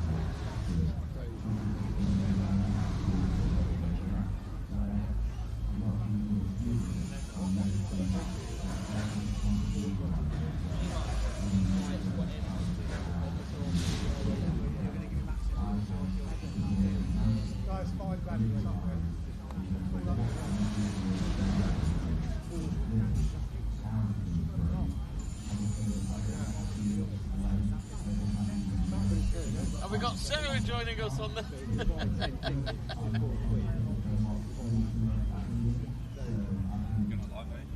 No, no. All good.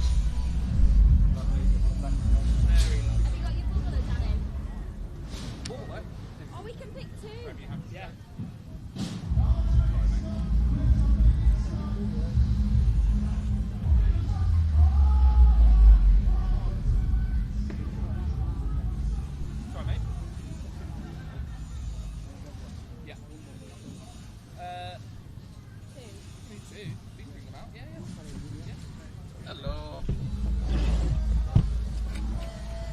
You know that activates the arena flip for that one. I love it, Richard. That'd be a good feature on the show. I've got a couple of jobs. Yeah. Fire. That's a baby.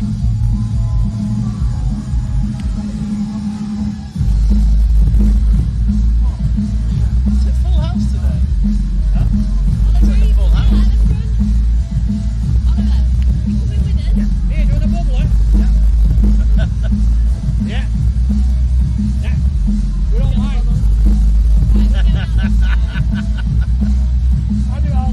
You aren't me then.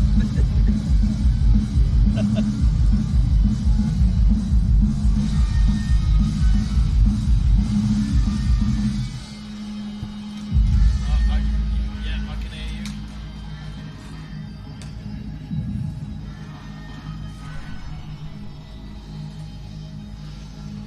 Straight to me, is it, Michael?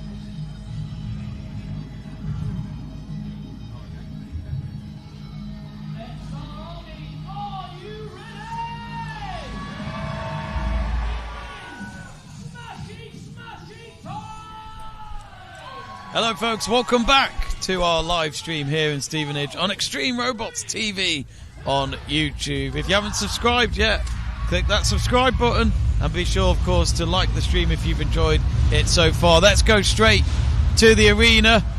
And actually, if Michael, if you could change to the fight, we can't seem to see it on our stream.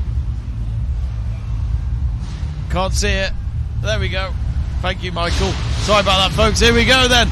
So, of course, straight into it for our first fight of the second half, and it is a spinners battle between, we certainly are seeing it now, between Hellhound, Voltai and Lugnut. And Lugnut actually surprisingly won yesterday. First time it ever won in a spinners fight. And of course it does look like someone we picked up from a car park. That is true. And look at the pieces we've already seen. Look at the pieces we've seen on the floor here. Quite incredible.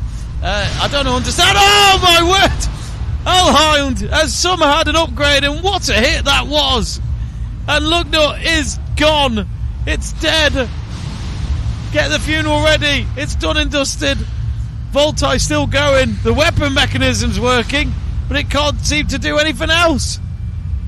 Well, I'll tell you what, we're not going to hear the end of this if Shane is going to win with Hellhound. And I think, well, we've got just over a minute to go, and I think we might have to have the judges count them in here.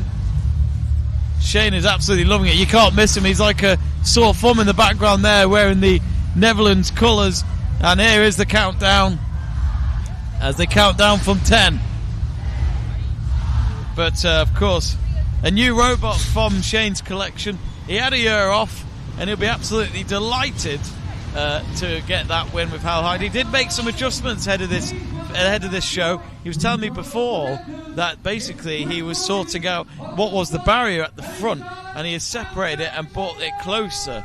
So absolutely great to see, and maybe we'll get Shane on again later on in the show to find out how he did that. So reach out to us on the live chat page if you can. We've got Kitty Cat saying here we go, woo. Leon Knight saying Michael Oakes is the king. Well, he's certainly had a tough start to the season, but this weekend Stevenage seems to be the time for him to finally go up that hill and try and achieve what him and his team are trying to do here at Extreme Robots. Now, of course, reminder that Team Inferno have one show win so far this season, while Quake have one as well. Divinity leading with 3, Wolfpack with 0 so far.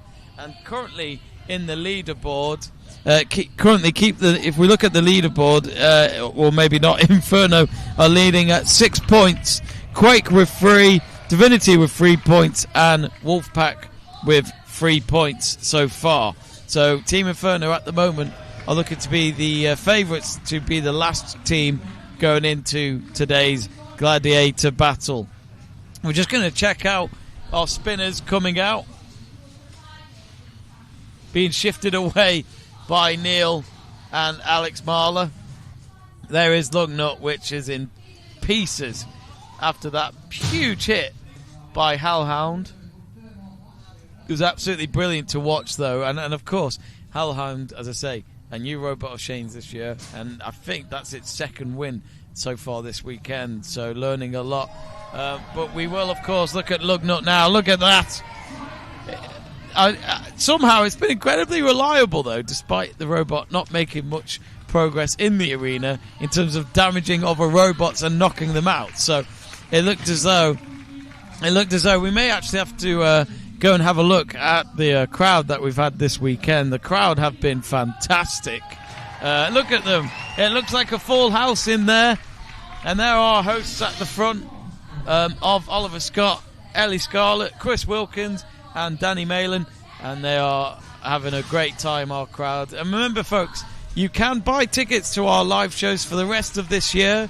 We will be in Guildford in 2 weeks' time, then Newcastle in July before we have the summer break, and then we return in Colchester in September. Then in October we're off to Maidstone, and then to wrap up the season as we normally do, it'll be in November in Gloucester.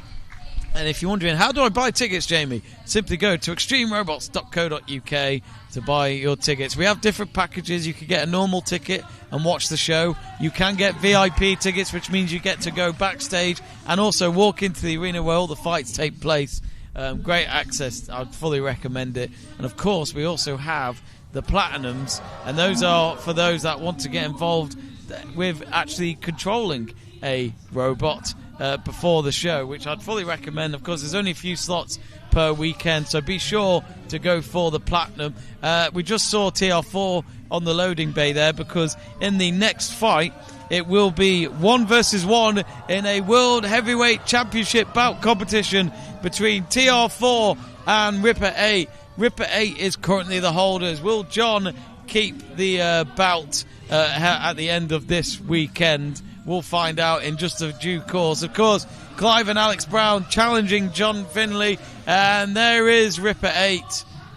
Where is that bout? Last time I saw it, it was on his desk, just lying there like another tool, which for John Finley, he's done so well securing that bout. Can he keep hold of it for this weekend?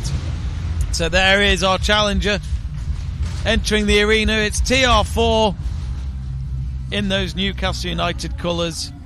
And here is final bolts coming in now for Ripper 8 before it goes into the arena. And you can see a bit of gold paint on the robot there, as you can see at the top. Is that to remind people that they have won the World Heavyweight belt? I'll have to ask John Finley that, our roboteer for this one. And as they come towards out from the back, there is John Finley, and he's about to bring him in now with Ripper 8. Let us know on the live chat page who you're rooting for in this World Heavyweight Bout competition. Let us know who you're going for. Is it going to be Ripper 8, the current defender, against its challenger of TR4? So here we go then. We're about to get underway. What a way to start the show with the spinners and then the World Heavyweight. Here we go then. There's Ollie watching his dad, supporting his dad in spirit there.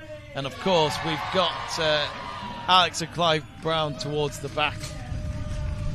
I'm excited for this one. I hope you are too. Here we go then. So 1 versus 1. And already a bad start for TR4. And as we can see straight away, we've actually got the forks going right in between them. And all of a sudden Ripper, oh, that was good movement. And of course all it takes is one hit and then it simply has the robot out of its depths and out of control. And we can actually see John has also got his partner watching next to him of Sarah as well. So it just shows how much is on the line in this fight. And it looks as though TR4 has opened the gateway. Ripper able to have a moment to regroup here. And that was a great start for the team from Newcastle. Oh dear, an own goal though with the arena flipper. I'm not sure what Ripper 8's trying to do. Is he trying to set up a trap maybe? Of course, both robots with those long front forks on them. Both the ball, the fork gate. Oh, great hit by Alex. TR4. Hey, he might just get it out of the arena here. Can it do so? Yes, it can. What a shot. What a goal from Newcastle United's TR4. And what a way to take the bout away from John Finley and Ripper 8. Absolutely tremendous stuff. That was a great move. Oh no, we've got someone losing a headset. I'm not sure where it is, Danny. Actually, it's over there. It's over there. There you go. Yeah, it's over there apparently. But anyway, sorry about that, folks. We've, of course, have just had a fantastic fight from TR4. Let us know, folks. What did you think of that? There it is, TR4, your new World Heavyweight Bout winner. And I'm sure we'll hear from Alex Brown very shortly from Ellie Scarlett at the back. Well, anyway, there is TR4. What a move. I tell you what, if we had the replay feature on this live stream, I'd love to watch that back. That was brilliant work. John Finley just couldn't do anything about it. Was in the wrong place at the wrong time, and it was perfectly placed for TR4 to kick that out of here. So great stuff. Let us know, folks. What did you think of that fight? We're going to go backstage and hear from Ellie. Alex, at last the positivity, the success is coming through. You are our heavyweight champion. How does it feel? Yeah, it's a good feeling. My dad's come to join us as well. Yeah, it's the longer forks worked. So yeah, I think there'll be another. Go to the next event, everyone have 5mm longer forks again. That's how it's going to go. So yeah, we just move first, somebody will move again, and it'll keep being competitive that way. I mean, you did a remarkable job there, but we've got to talk about flipping your teammate out. I think John's going to cope with that one. Well, I was saying yesterday I've had a bit of an eye infection, so I've got no depth perception, so I sort of just guessed where I thought he was going to be and got it right, so it's a complete luck. Well, look or what, Clive? It was absolutely fantastic there, wasn't it? Yeah. We worked hard yesterday. I don't know if you know that we broke a gearbox yesterday, so we spent 2.5 hours stripping everything down, put a new shaft in to get it ready for today. I mean, a massive job for you, but you certainly did deliver. I'm going to hand this over to you two. Share that way. This is your heavyweight champion belt. Give it up for Alex, Steven Upside Down, and the fantastic team tune from TR4. Wow. What great detail from TR4. Oh, lovely shot there. Look at that. Father and son winning there against John Finley. I'm sure John will be gutted, but it's always nice to see the bout getting shared around with different roboteers here on Extreme Robots. So that is confirmation then. TR4 it will be taking home the World Heavyweight bout home with them back cups in Newcastle. and hopefully for them, they can defend it when we're in Guildford in 2 weeks' time. So, of course, they don't get to hold it on for that long. We normally don't have so many shows next to each other on the schedule. So, of course, first time since I've been involved, it's been, we always have just one a month. Anyway, let's look at the leaderboard. So, Team Inferno are leading, just a reminder, at the moment. They've had 2 wins so far in this show, while Team Divinity, Quake and Wolfpack have one thing in common. They've at least had 1 fight wins each. So next up we have a tag team battle again for our fight number 8, and this will involve Inferno, so a big chance for them to create a bigger breathing space between first and second, while they are up against Team Quake, who will try and stop them. And this will involve one of our Fight Club winners, which we'll find out who that is very shortly. They will be representing Quake. So for any of you actually wondering what Fight Club is, so what we do is, it's mainly for the live audience here. We have 1 or 2 fights just before the show, which of course whichever robots win in that get nominated to join one of the teams that have 1 robot less than the other opponents. So it's of course extra fights, you can't go wrong. I believe we are going to go shortly to John Finley. We are going to go to him in just a moment. Ellie and Danny are going to have a word with him backstage. Let's hear how he thought about that one. Oh my goodness, just coming off of that fight, you lost the belt. How is it? I don't mind losing to Alex. It gives him confidence in his robot. Forks versus forks, he's got some good forks. Flipper wasn't coming down, don't know why. It's one of those things. What it means now is I can start using Ripper 8 in the main show rather than just doing the belt, so I always turn it into a positive, and I don't mind losing to Alex. Oh, I love that. And he must be so proud of him being your teammate. And also, it's been a labour of love, hasn't it, with TR4? You've guided him, you've helped him all the way. Yeah, and I don't want to hear him saying anything bad about TR4 now. That confidence has got to be there. He is now the champion. Absolutely. So, XR Army, you know what we'd love? If you could fill those comments full of that positivity, full of that love for the TR4 robot, because Alex does a cracking job on it. And sometimes we all need a little bit of love, don't we, John? Yeah, we do. And he beats. You've got to remember, he's only working with 1 eye. He's got a star in his eye. And so, yeah, they'll go away. And I need to get it back quickly. Oh, what a champ. Give it up for the fantastic robot, John. Jamie, our next fight is about to begin. It's back to you. Gracious in defeat for John, but he'll come back. He always does. Can he get the bout when we're back here? Well, not back here, but back in Guildford in a couple of weeks' time. Remember, you can buy tickets still on extremerobots.co.uk. We've got 4 shows coming up in Guildford, 2 on the Saturday, 2 on the Sunday, plenty to choose from, and hopefully see you in Guildford. Anyway, as we just saw inside the arena there, we have got, I believe, Spellbound, who won the Fight Club earlier. We had 2 winners from Fight Club. It was a 5 robot battle, and the top 2 would win and represent whoever they would be part of in terms of teams from Fight Club. And there is Tectonic. So Tectonic looks like they'll be working alongside Spellbound in this one for Team Quake. There it is on the screen. And, well, it's fair to say that this could be quite the fight. We've got Viper and Implosion, who have been, well, Michael and Ollie have been tremendous pairing so far. But, of course, this time it will be Ollie working with Michael, but not with a flipper. Michael will be using an axe robot instead. There they are, they're ready to go. Will, they're in charge of Tectonic. And you can see Ollie, well, there's Will's dad as well in the middle, seeing what is happening next. Here we go then.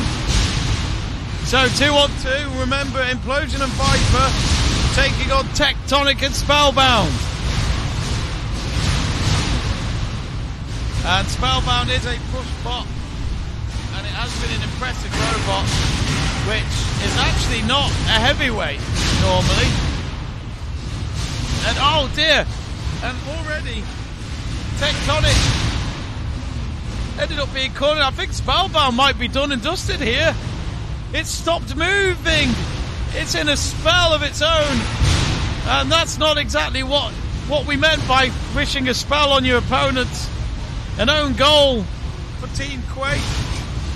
Oh dear. So that means Tectonic is out on its own. Will Spellbound start to move again, but it might have been counted out by the judges.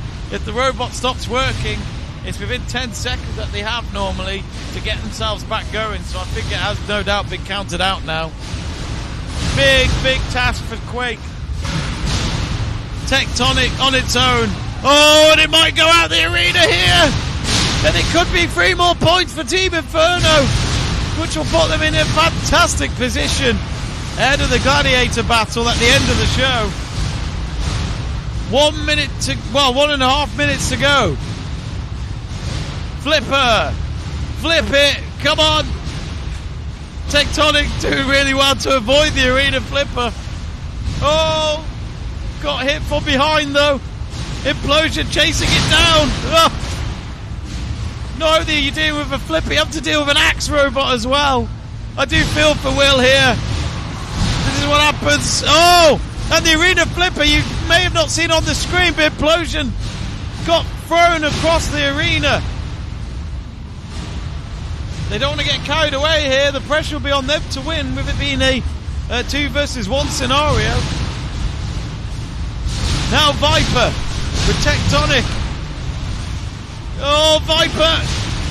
All of a sudden, Tectonic in this last minute of the fight has got some new energy and is not afraid. Takes a hit there from the axe, then gets flipped up into the back wall right in front of our guest of major damage. Oh! Come on, Tectonic, you can do this. 30 seconds remaining. I think Will be very proud of himself, even if he doesn't win. If he can stay on till the end, he'll be absolutely chuffed that he resisted an easy defeat. Now Viper and Implosion, they'll be doing whatever they can to make sure they have impressed the judges enough to take home those 3 points. Final 10 seconds. Terrible miss there by Implosion. And there it is, the word to sum up the fight there at the end. Cease. Implosion dancing, spinning around in celebration. Did Implosion and Viper, did the gang do enough to win here on that 3 points? It'll be interesting to see what happens. So let us know on the live chat page. Did Tectonic cause an upset? Let's find out.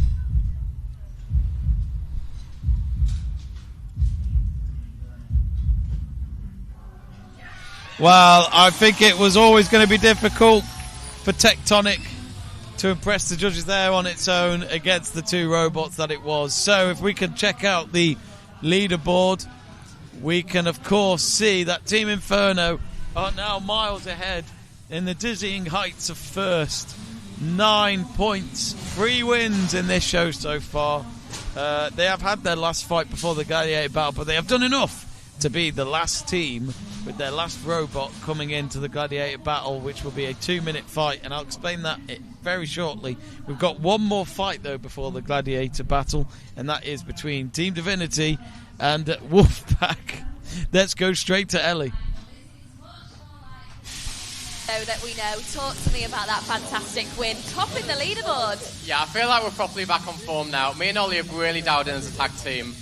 That was a perfect situation. Took one robot out early, had a clear advantage and kept it throughout the fight. I mean, fair play to Tectonic though. They took abuse from Implosion and a powerful flipper for 3 minutes and kept going. So that's no mean feat. Absolutely not. But Ollie, what are you powered by? Because you're doing a fantastic job today. No, yeah, that was a really good fight. Me and Michael tag teaming as always. It always goes amazing. The first show we had wasn't too well. Now we've seemed to got a roll going. We're winning. Fair play to Will there, though. He did amazing. He's a little slippery guy. We'll get him next time, though, Michael. But, yeah, that was an amazing fight.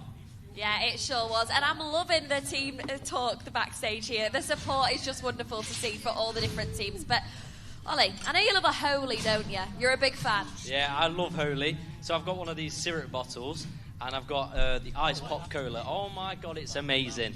I use it at the gym. I use it at college. I use it everywhere. Honestly, Holy, I love it. Thank you so much for sponsoring us. Oh, bless you. Well, Michael, it's clearly making him win. It's clearly doing a good job. I need to get some for myself. Now, I've tried it. It is nice. So, yeah, Holy all the way. Where was it? Loving it. Well, something's clearly working for these two. Topping that leaderboard with another fantastic win. Here is your winner's token. Give it up for Team Inferno. Well, I'll tell you what, I couldn't tell which one was Michael or Ollie. They both look the same. The boy band have done it again. But now, of course, we now have our World Spinners champion. It's Shane. Let's see it spin. Look at that. Fantastic, innit? I tell you what, it represents your robot very well, of Hellhound, who won against Lugnut and what was also against Voltai. How do you feel about that win? Because you had to make some changes ahead of that fight today. Yeah, my robot got split in half yesterday, so I kind of had to glue the halves back together. I put a big solid wedge on the front to help against Lugnut, and it did help because it flipped him over. And Voltai is still quite new, he's still having drive issues, so I could outdrive him quite well. But yeah, it's just weird for a non-spinner to win the Spinners Championship. Well, you get to take it home now as well. Yeah, I don't think I'll do the same thing with this one that I did with the last one. So, of course, I mean, of course, with the Spinners now, with you being a new one on the scene, have you got a message to the others that aren't been here yet? You know, we do normally have maybe Monsoon come in, Zadkiel as well. Are you ready to take them on, or is it still a bit too early? No, I'll take everyone on. I don't care. This is why I do the sport. If the robots get absolutely wrecked, then I'll put it back together. That's what it's designed to do. There is a spinner, an actual spinner attachment coming, so I will have my own spinner to defend and cause my own damage. Just a few more tweaks, and I'll be able to defend this title in Guildford. As we can see now, the Firefin has now gone in. He'll be teaming up with Mega Mouse for the tag team battle. Our last fight before the Gladiator conclusion. But of course, I tell you what, Shane, the Firefin as well under Henry's watch has been tremendous this last few shows. Yeah, they've got the robot working really well. They had quite a few issues last year.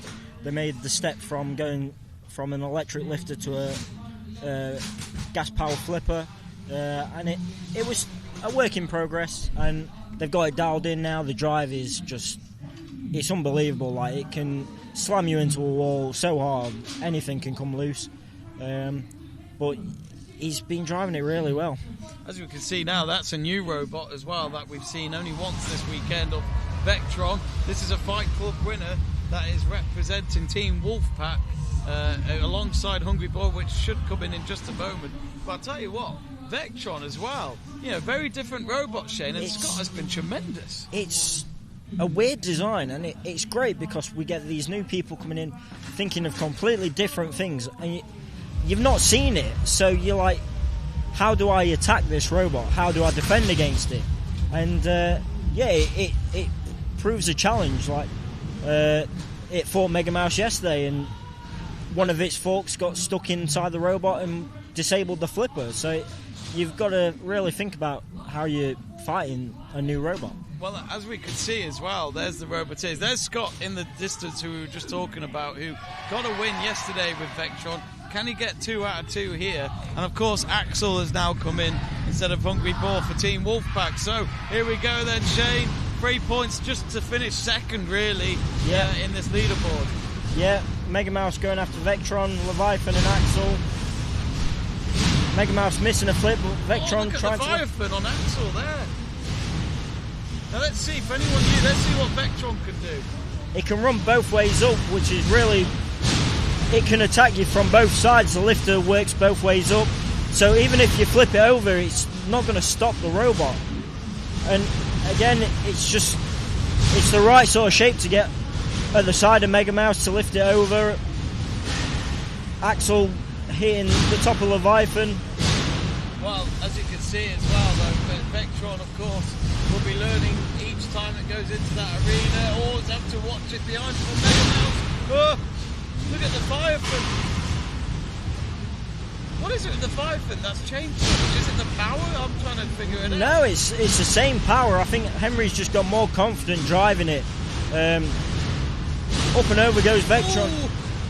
Vectron had it pinned down there for when the arena flipper came into action.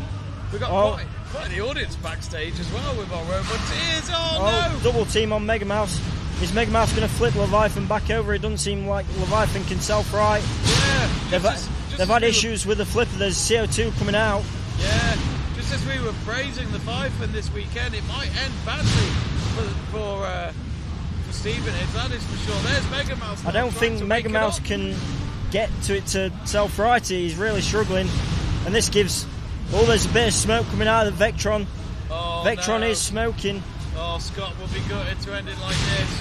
but it looks like it's between two robots now of Mega Mouse and Axel, unless Vectron's just moved a little bit there, but now I think it could be dead now. Yeah, I think they've been told to stop moving. I think it's they're having issues with motors. The cabling is just not thick enough for the amount of power it's drawing. Real problem. Just between Mega Mouse and Axel now. Well, as we can see now, Mega Mouse trying to... Mega Mouse is running out of gas. I don't know how much gas Axel has. I don't think Axel's won this weekend, you know. It probably hasn't. Stuck in the wall. All it needs is one flip on from Mega Mouse to maybe knock Axel over. Maybe Mega Mouse needs some more cheese, some more energy in these last 30 seconds. I wonder if Holy do a cheese-flavoured energy drink. We might want for them. I wouldn't be surprised. Last that's 20 a very seconds. cheesy joke of you. 20 seconds Axel to go. is stuck in the wall. Oh! It's stuck, look at it. Oh! Can it move? It forgot to remove its axe. The last 10 seconds has Mega Mouse won it. Wow, Can Axel it's be so counted jammed. out with so little time left? Oh my word! Hey, it's certainly won the mouse trap there, hasn't it? The mouse trap. What an Axel! Look at that Axel. Axel's actually just got its hacks out at the end, but that is too little, too late. I think it's been counted out. I think Mouse might have just won it in the end. I think Axel would have won it if he didn't get stuck in the wall. And this is what we always say. Actually, let's find out the result just to be absolutely sure. Who's it going to be? It is Team Divinity. So that means they'll finish second in the leaderboard with 6 points. And Inferno will have had 9 points. So 3 points each for Quake and Wolfpack. So I think basically what it means, Shane, is Quake and Wolfpack will at least be in the first fight of the Gladiator. Two-parter, of course. 2 minutes of 2 fights each coming up. So that's the confirmation of the leaderboard there. But hey, Shane, you know, Inferno looking good all of a sudden.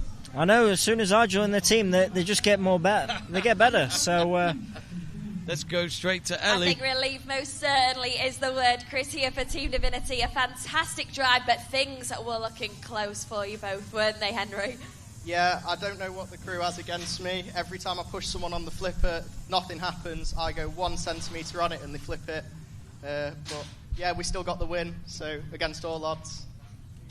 Yeah, getting those points on the leaderboard is still crucial, isn't it? Yeah, absolutely. I mean, once Leviathan was upside down, got to hand it to the other guys. They did a good job of keeping me away from flipping him over, making me waste my gas so I couldn't get it. But in the end, if the robot can't last 3 minutes and your robot loves to get stuck on the walls, that's where I'm going to put you. So Stuck on the wall. Gosh, robot combat at its best. You're going to have to watch that one back, I think, on Extreme Robots TV, because it was a seriously good one. But look, you're going into the Gladiator fight, aren't you, very soon? How are you feeling for that one, Henry? Feeling good. We've got Gabriel, so even if we win the first one, we've got no disadvantage in the second, because there's no gas, it's all electric. Well, best of luck. Give it up. Make some noise for your winners, Team Divinity. Well, everything to play for that show win coming up, so don't go anywhere. We're nearly at the end of this, and look at him, he's still loving that bout. Just a big Can I spin it as well? I'd love to spin it myself. Oh yes, oh yeah, I feel like a champion just doing that. Not that I have just a robot at presence. Oh, here we go then. Of course, he does look like he's playing for the Netherlands at the World Cup. But anyway, we've got, of course, robots being cleared out of the arena. Would you like to stay for the Gladiator fight? I might as well. Good man. You're not busy, are you? No, I've won now. I don't need to do anything. He's done his bit, ladies and gentlemen. He can retire for the day. But let us know in the live chat page who you'd like to win this show now. We've got Inferno going in last because of the most points that they scored. Quake, Divinity and Wolfpack will, of course, have that disadvantage, sadly, for them. But, of course, that doesn't mean that they can't win it. It just means it'll be a little bit more difficult. We're going to now head to Danny and Ellie, who are backstage. Well, we've got a massive fight coming up next, Danny. It's the Gladiator fight. It's the big one. Team Inferno might be topping that leaderboard, but it's all on this one. Who do you think's going to win? Commentator's curse. I know. Commentator's curse. I know I'd like to win. Are you hungry? Yep. For a nice snack. Yep. Gonna be hungry, boy. Woo! I love it. Cut this man open. Hungry Boar. That's what you'll see. It's here. It's coming in now, look. It's old Hungry Boar. He's hungry. He wants his meat. Chasing Michael. That's what it's... Hungry Boar's coming for you, Michael. Michael, what do you think? Hungry Boar coming for you? He's got to win. He's got to win the first fight first. So let's see how well he does. Yeah, and I mean, you've had a cracking day, haven't you? How are you going to be celebrating this evening? I've still got to win this last fight first. Yeah, but we got the points on the leaderboard. Surely you can start to relax, start celebrating, popping the champagne. We'll see. Eruption's got to get one more win, and then, yeah, that's a good weekend then. So, yeah, one more fight to go. You have pulled it back. Now, I'm going to let you concentrate here because you're about to go into the arena. If we just want to take a little walk round here, Danny, you can see that Will is just making those final tweaks on Poseidon. We weren't even sure whether Poseidon was going to make it into the show, Danny, and it's been quite a key player. Will, talk us through what you're doing down here. Just tightening up the access panel, and then we're going to switch on the CO2, and we should be good to go. We'll just give it a little test, just to make sure. Yeah, we're all good. We're all good. All right. Should we be scared standing this close to Poseidon? Only when I turn the CO2 on. On that note, Danny, we're going to step away. We're going to step away. So you can see we've got Poseidon, we've got Hungry Boar, Team Inferno all going in for that big gladiator battle. They're about to enter into the arena. Danny, are you scared? I'm scared because we get in trouble sometimes because we're trying to get asked these questions and then the other roboteers are like, I want to get to my robot, I want to get in. Then you've got the pit crew going, shift. All right. But we want to get you guys the best interviews and the best views we can. So we just... And we're just having a good time. Yeah, we just rock up, we have a laugh. Cameraman's like, look, I'll just get told what to do. We get told what to do. But it's all good. But the fight's coming up. I've got the money, I'm pumping the ball here. All right, Danny's money's on Hungry Boar. I'm going to say Team Inferno. But look, they're entering the arena now. Team Inferno's on the way in. Let's see it. Back to you, Jamie. Oh! Much Ellie and Danny. So we've just heard while that interview was happening, Shane, is it possible that Team Quake might have a leak on Poseidon? It did sound like it. Someone gassed up in the pen and then we heard some gas. So we shouldn't really be hearing that, especially from where we're sat. Yeah, and we're quite far away still. Yeah, so it sounds like a pretty bad leak, and yeah, he's the only robot with gas in this first part of the fight, so it has to be Poseidon with a leak, so that could be a disadvantage. Oh dear, so not what you Quake fans want to hear ahead of this gladiator battle. So we've actually got ABC2 MP3 saying, been loving this, shame Shane is still there. We're trying to figure out who that is. What have I done? All sorts, mate. Anyway, here we go, Shane. This is our first battle of the gladiator fights. 2 minutes this is instead of the 3. So, of course, only Team Inferno not in this one. Who are you rooting for, Shane? I don't know, really. Maybe the orange robot, seeing as I'm wearing orange. Well, it looks as though they've Wolfpack have changed from Ripper to Hungry Boar at the last one. It looks like Gabriel has an issue with one of the wheels. Which actually it had that problem earlier in the show when we had Craig sitting with us. So maybe they've not been able to fix it in time and they've had to go on with whatever they have. Maybe they... I mean, it's still going, it's still swinging about, but I don't think he'll have the accuracy it needs to go through. No, this is... well, this could be tricky, of course. Hungry Boar and Poseidon. Yeah, we can see now that Hungry Boar... Who knows? John always feels as though Hungry Boar should get more wins with his performances. Him and the judges don't seem to agree on that. With 1 minute to go here. Looks like the arena flipper's stuck open. Oh dear. Is someone going to get stuck? It does happen, doesn't it? People it does. Get stuck in there. Maybe not Gabriel, but them two could. Yeah, Poseidon, if Hungry Boar might be able to push Poseidon in, or Poseidon flips Hungry Boar in. Yeah, absolutely. Oh, Gabriel hitting the window there. You need to hit your opponent's mate. The only way you're going to get judges on your side. Yeah, he's definitely struggling with one side of drive. Maybe it's the other side that wasn't broken in the first fight. Maybe that side's gone. We'll have to find out afterwards. Yeah, well, as you can see now, we do see that Poseidon, despite the leakage, we may have fallen that over here, but here we go then. There is gas escaping from the back of Poseidon. The flipper just doesn't seem to be that powerful. Well, 10 seconds left. This is, of course, who will be going up against Eruption in the last 2-minute gladiator battle. We've now had the end of that. It's going to be tricky, I think, for Team Divinity to get this win, Shane. I don't think Divinity have got that one. I think Hungry Ball probably has that one. Maybe Poseidon, but even if Poseidon did win, I don't think he'll win the whole thing. Here's the result then. Our judges have already come up with the winner, and it was Hungry Ball. Wow. Yep, good win for him. Absolutely. So that means that, of course, it'll be Wolfpack against Inferno for that show win, which, of course, Inferno have already got one show win, but Wolfpack have not won yet. Could this be it? Your old team? It could be. I was rooting for Orange. I'm wearing orange, so who knows? The orange robot could end up winning. Well, as we see, Hungry Ball's stuck under Gabriel right now. That's not a good start. As Eruption I think he's trying to move Gabriel out of the way because it's just a big obstacle in the middle of the arena.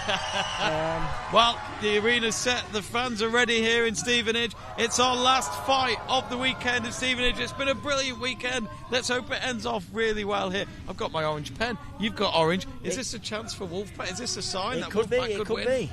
Who knows? Well, look, Michael's the favourite here with Eruption. The pressure's on him to deliver that second show win of the weekend. Let's find out what happens there over the next 2 minutes. I'm quite excited to see what Hungry Ball can do. Here we go. Already nose to nose, Shane. Of course, 2 minutes is not a very long time. It is not. You've just got to stay on top of Michael. Try and... Oh, he's gone underneath him, pushing him towards the open arena flippers. It's... A flip from Michael. Oh, almost down the arena. Flip goes Hungry Ball. That was brave from John Big Finley. flip from Eruption. Oh, now Gabriel's in the way. Pushing him out of the way. Hungry Ball. Another flip. Still the right way up, though, is Hungry Ball. Does he need another stickler to get hit the He might energy? do. Another flip from Eruption. Hungry Ball, you meant to attack Eruption, not Gabriel. Wow. Oh, look towards at the flame pit. That was strong from Eruption there, Shane. Yeah, strong pushing power from Eruption. Showing to us that it's not just always about the flipper, and there is that flipper. Remember, it's going to have more energy than Hungry Ball after already being in there for 2 minutes.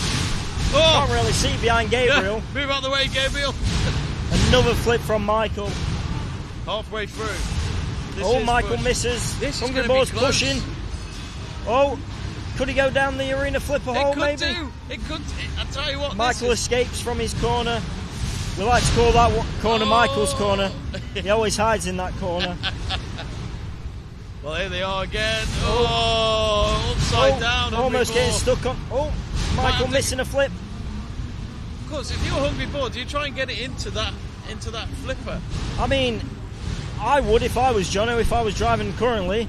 It's an open hole for him, really. So absolutely. It's a way to get Michael stuck. Just say that. Just on the front of the flipper. It's like it hit the post there. Off the post, but not in. 10 seconds then. Last 10 seconds. Hungry Ball's pushing him. It's going to be close. Oh. Wow. Last slam from Hungry Ball. It's going to be close. Wow. Well, you know what? Too close to call. I'm going to clap Hungry Ball. He may not win, but my word.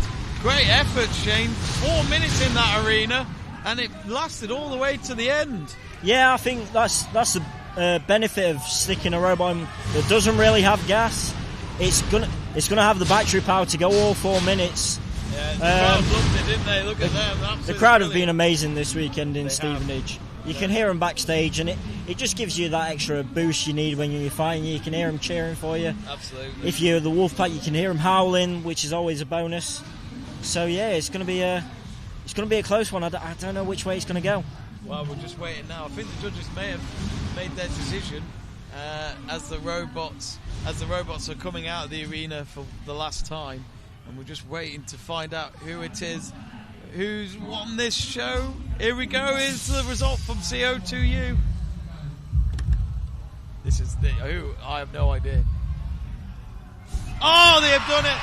They have done it. Team Inferno have got a second show win in a row. Hopefully we can maybe quickly see how Mike is responding backstage, but he'll be absolutely chuffed to leave Stevenage to only go one show win behind of Team Divinity. Shane, that was a close one. I'd love to know what your dad thought with the points decision there. Yeah, I think it will have been very close. Hungry Ball was coming back at the end.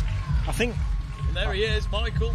I think he might have an issue. He was looking at Eruption because there might have been an issue. Yeah. But it seemed to drive out all right. But yeah, it was really close between him and Hungry Boar. Let's go straight to Danny. Panic then, because just as I was driving out the arena, one wheel locked up. And I was like, oh no, don't break my robot. But I think it was like, it got stuck on something. Mate, I said to you before, Hungry Boar, it made it to the final. Hungry Boar did well, to be fair. That was a good fight. Yeah, it's low to the ground. I mean, Jono's a great driver, so yeah. We know he drove it well, but, 2 show wins out of 3 for the weekend. We're back climbing up that leaderboard. Yeah. Smiling yet again. We feel a lot better now. Well done, mate. Well done. Well, what do you reckon tonight, Lilo? Well, absolutely fantastic, Michael. We love these interviews, and today they've been happening so frequently, which means you're back being a champion. That's what we like to see. This is what we want to see. And we didn't actually change that much. I said at the start of the weekend we're going to have to start innovating and changing loads. I've still kind of got that mentality, but we have dominated this weekend for the most part. Ignore the first show.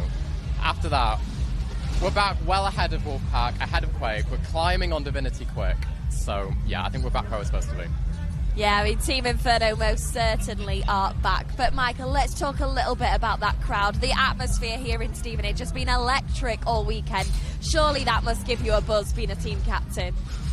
Oh, absolutely, yeah. I mean, we're fired up back here at Fired Up Team Inferno. We've got to be. But we're fired up back here anyway. But hearing that roar from the crowd when, you throw that robot out the arena or you get the KO blow with Implosion, it really keeps you going. So, yeah, first time Extreme Robots has come here to Stevenage. I think we're back next year already, that's confirmed.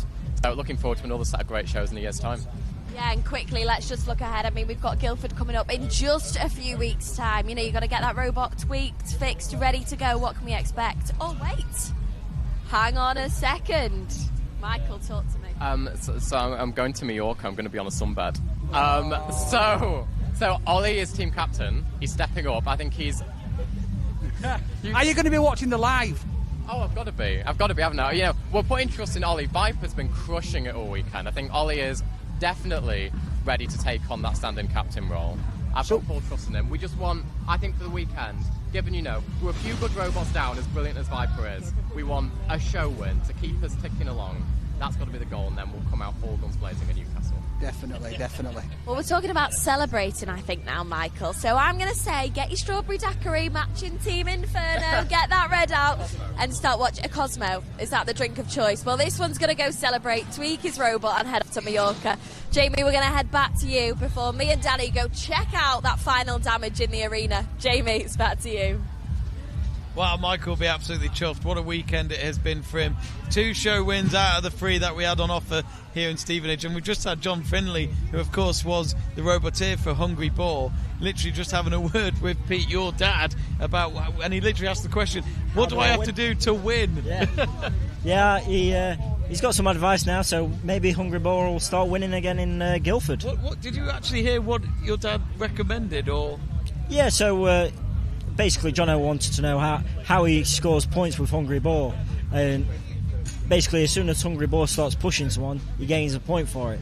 And if he's just holding one push for the entire fight, that's just a point. So absolutely brilliant. Well, anyway, we are, of course, finished here between myself and Shane. Shane, thanks very much for joining us for these last few fights. And, of course, we're now going to go to Danny and Ellie before we wrap up the stream. Over to you guys in the arena. Well, we are in the arena. Quick changeover, Danny. The smells, the authenticity. You can see bits of rubber down on the floor. We've got the arena flipper, which I actually daren't stand on, because if I was to stand on here, Danny, who knows what might happen? I might end up in Guildford, and we've still got a couple of weeks before we get there. I might get lifted for once, I mean, flying over there, someone that will pick me up, but that, nice little bit of foam, it looks like a piece of coal. I'm from Toll Barnsley, where we used to do up pits. It looks like from down there. I fetched it with me, but there's bits of it all over the place. Wow! And it is the floor. There's dips in the floor. They're hitting the floor. Here we are. Look, VIPs are in here. Love VIPs. The VIPs are on the way, coming into this Polycarb arena. Now, we are the only place in Europe that has an arena quite like this one. That's how we can have these heavy-duty robots, these heavyweights, smashing, spinners.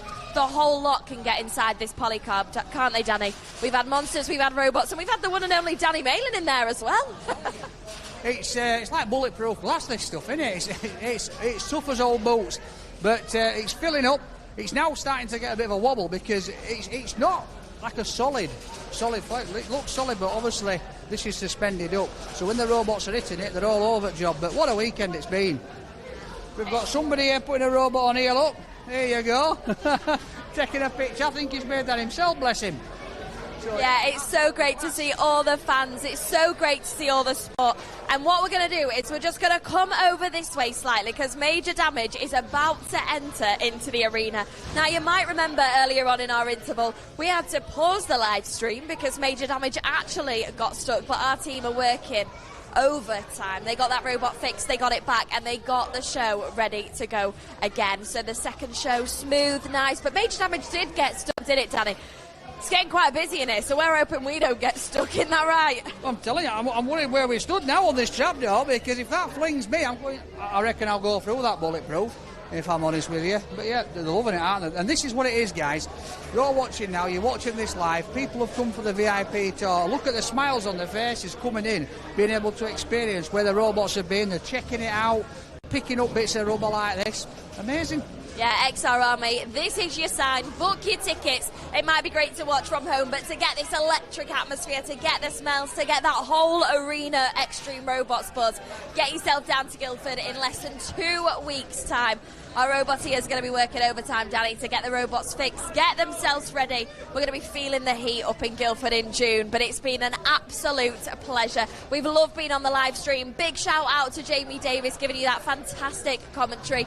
We've had Danny filming for Danny vs Robots, backstage interviews, incredible packed out crowds, the whole lot. We'll see you very soon in Guildford. Thank you for watching. Stay safe, take care. See you soon.